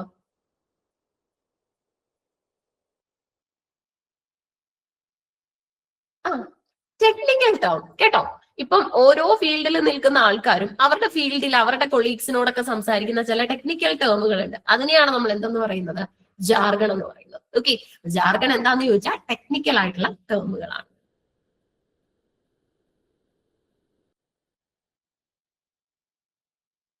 തൊണ്ണൂറ്റിയെട്ട്.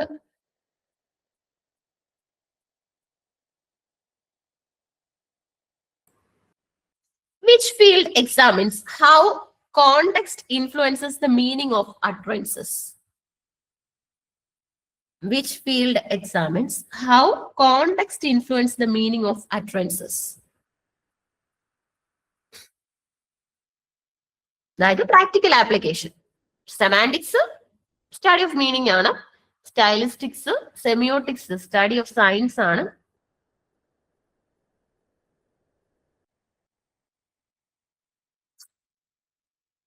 നോക്കാം. പ്രാഗ്മാറ്റിക്സ് എന്ന് പറയുമ്പോൾ social context, practical application. Very good. 99.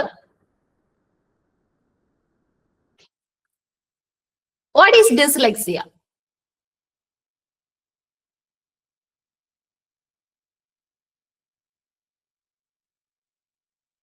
ഇത് നമ്മുടെ യൂണിറ്റ് 5 ആണ് കേട്ടോ, ലിംഗ്വിസ്റ്റിക്സിൽ നിന്ന് വരുന്നത്.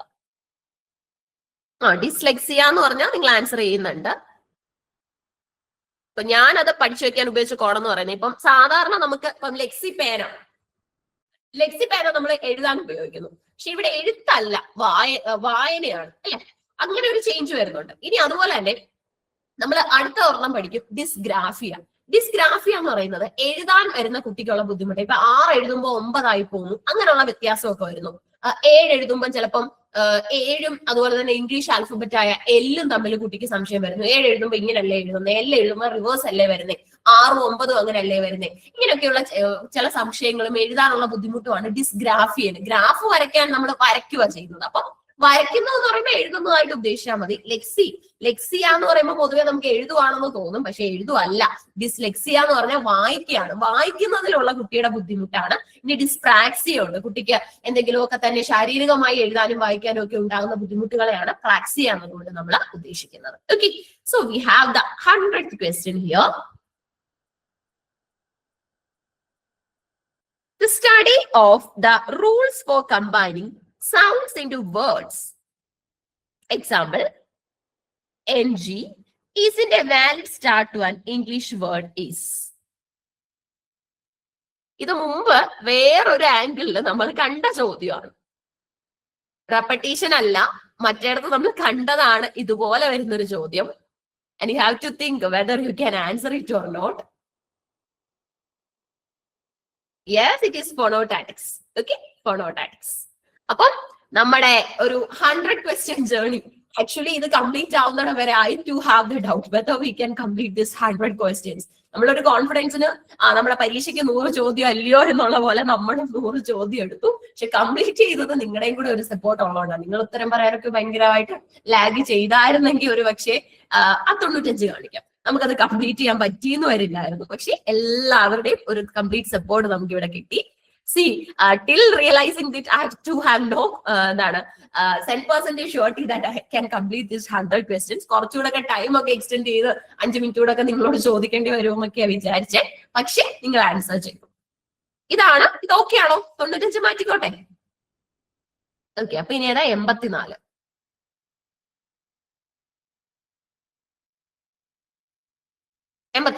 ഹോമി കെ ബാബയുടെ mimicry.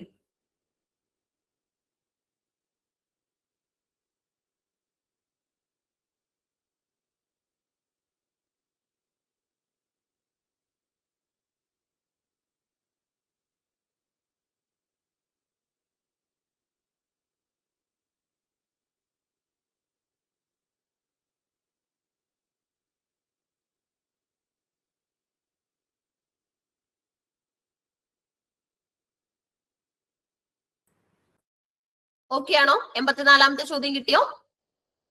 Okay. So I have to have you got all the questions and final. നിങ്ങൾക്ക് എല്ലാ ചോദ്യങ്ങളും കിട്ടിയെന്ന് വിചാരിക്കുന്നു. നമ്മുടെ ഒരു 100 ചോദ്യങ്ങൾ ഉണ്ടായിരുന്നു.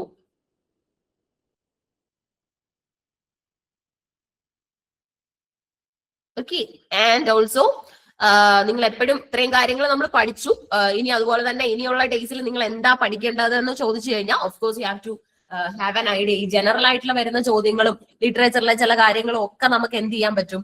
ഈ ഏജ് വൈസ് ലിറ്ററേച്ചർ, അതായത് ഓൾഡ് ഇംഗ്ലീഷ് മുതൽ നമ്മുടെ ലാസ്റ്റ് പീരീഡ് ആയിട്ട് വരുന്ന പോസ്റ്റ് മോഡേൺ പീരീഡ് വരെയുള്ള 10 പീരീഡ് ഉണ്ടല്ലോ. Old English, middle English, Renaissance, neo classical, romantics, ഒപ്പം തന്നെ നമ്മുടെ Victorian, Edwardian, Georgian, modern, post modern. ഒരു നമ്മുടെ തന്നെ ക്ലാസിന്റെ ആദ്യത്തെ ഒരു ലോങ് ടൈം ഉണ്ടായിരുന്നു നമുക്ക് ക്ലാസ്. ആൻഡ് ആ ഒരു ആദ്യത്തെ 2-3 ക്ലാസ് നമ്മൾ ശരിക്കും പറഞ്ഞ ഏജ് വൈസ് ലിറ്ററേച്ചർ ഒക്കെ പഠിക്കാൻ അത് ഇവരൊക്കെ കൂടെ ഉണ്ടായിരുന്നു അല്ലെ. എല്ലാവരും ഏജ് വൈസ് ലിറ്ററേച്ചർ ഒക്കെ സ്വസ്ഥമായിരുന്നു പഠിച്ചതിന് ശേഷം യൂണിറ്റിലേക്ക് കയറിയത്. അപ്പൊ യൂണിറ്റിൽ ചെന്നപ്പോൾ നിങ്ങൾക്ക് മനസ്സിലായിട്ടുണ്ടാവും ഏജ് വൈസ് പഠിച്ചതിന്റെ ഒരു ഗുണം. കാരണം റൈറ്റേഴ്സിനെ എല്ലാം നമ്മൾ പരിചയപ്പെട്ട് ഒരു ബന്ധം, ഒരു ഐഡിയ ഒക്കെ ഉണ്ടാക്കിയാണ് നമ്മൾ പോയത്. ഓക്കെ, ഡൗട്ട്സ് എന്തെങ്കിലും ഉണ്ടോ നിങ്ങൾക്ക്? And I wish you all the very best, A wonderful batch. എല്ലാ ക്ലാസ്സുകളും അല്ലെ, ഇപ്പം നെറ്റിന്റെ കുട്ടികളുടെ ഒരു വലിയ പ്രത്യേകതയാണെന്ന് തന്നെ പറയും. എല്ലാ ക്ലാസ്സിലും എല്ലാവരും എത്തുമായിരുന്നു. അത്രയും എന്താ പറയാ സപ്പോർട്ടീവ് ആയിട്ടുള്ള ഒരു ഇതുണ്ടായിരുന്നു. അത്യാവശ്യങ്ങൾക്ക് മാത്രം ലീവ് എടുത്ത് റെക്കോർഡിങ്സ് ഒക്കെ കാണുന്നവരായിരുന്നു. പിറ്റേ ദിവസം വന്ന് ഡൗട്ട് ചോദിക്കുകയും ഒക്കെ ചെയ്യുന്ന it's a wonderful journey. And have to be very much confident കേട്ടോ. ഭയങ്കര കോൺഫിഡൻസിൽ വേണം നിങ്ങൾ നിങ്ങൾക്ക് അത്യാവശ്യം നല്ല പോലെ നിങ്ങൾ വർക്ക്ഔട്ട് ചെയ്തവരാണ്. PYQ ആയാലും ക്വസ്റ്റ്യൻ ആയാലും എല്ലാം നോക്കിയവരാണ്. അതുകൊണ്ട് എന്തായാലും നിങ്ങൾക്ക് നല്ലൊരു സ്കോറിൽ എത്താൻ പറ്റും. അതിനകത്തൊന്നും ഒരു ബുദ്ധിമുട്ടും വരത്തില്ല. And hope you all can attend the exam very well. Aim for JRF, aim for NET, and you have to be cool. കേട്ടോ, ഇനിയുള്ള ഡേയ്സിൽ നമ്മൾ ഒത്തിരി കാര്യങ്ങൾ പഠിച്ചിട്ടുണ്ട്. അപ്പൊ അത് റിവൈസ് ചെയ്യാനും കൂടെ സമയം കൊടുക്കണം കേട്ടോ. എപ്പോഴും പുതിയത് പഠിച്ചോ, പഠിക്കേണ്ടെന്നല്ല, പക്ഷെ പഠിച്ചത് റിവൈസ് ചെയ്യാനും നിങ്ങൾ ഒന്ന് സമയം കൊടുക്കണം. അല്ലെങ്കിൽ നമുക്ക് കൺഫ്യൂഷൻസ് ഒക്കെ ഉണ്ടാവും. എല്ലാ ചോദ്യങ്ങളും എഴുതണം. നെഗറ്റീവ് മാർക്ക് ഇല്ലാത്തൊരു പരീക്ഷയാണെന്ന് വീണ്ടും ഞാൻ എടുത്തു പറയുകയാണ്. That means you have to attend all the question. വലിയ ചോദ്യം കണ്ടിട്ട് ചെയ്യണ്ടെന്നൊന്നും വിചാരിക്കരുത്. വലിയ ചോദ്യത്തിന്റെ ഉത്തരവായിരിക്കും ഏറ്റവും എളുപ്പം. കാരണം ആ ഓപ്ഷനകത്തിൽ എവിടെയെങ്കിലും അല്ലെ ചോദ്യത്തിൽ തന്നെ അവര് ഇൻഡയറക്ട്ലി അല്ലെങ്കിൽ ഡയറക്ട്ലി അതിന്റെ ഉത്തരം പറഞ്ഞായിരിക്കും പോകുന്നത്. നമുക്കത് കണ്ടെത്തേണ്ട ബുദ്ധിമുട്ട് മാത്രമേ ഉണ്ടാവുള്ളൂ. ഡൗട്ട്സ് എന്തെങ്കിലും ഉണ്ടോ? കോൺഫിഡന്റ് ആയിട്ട് എഴുതാൻ പറ്റുമോ? Okay, fine. So good night all of you. All the very best and my sincere prayers. Thank you so much.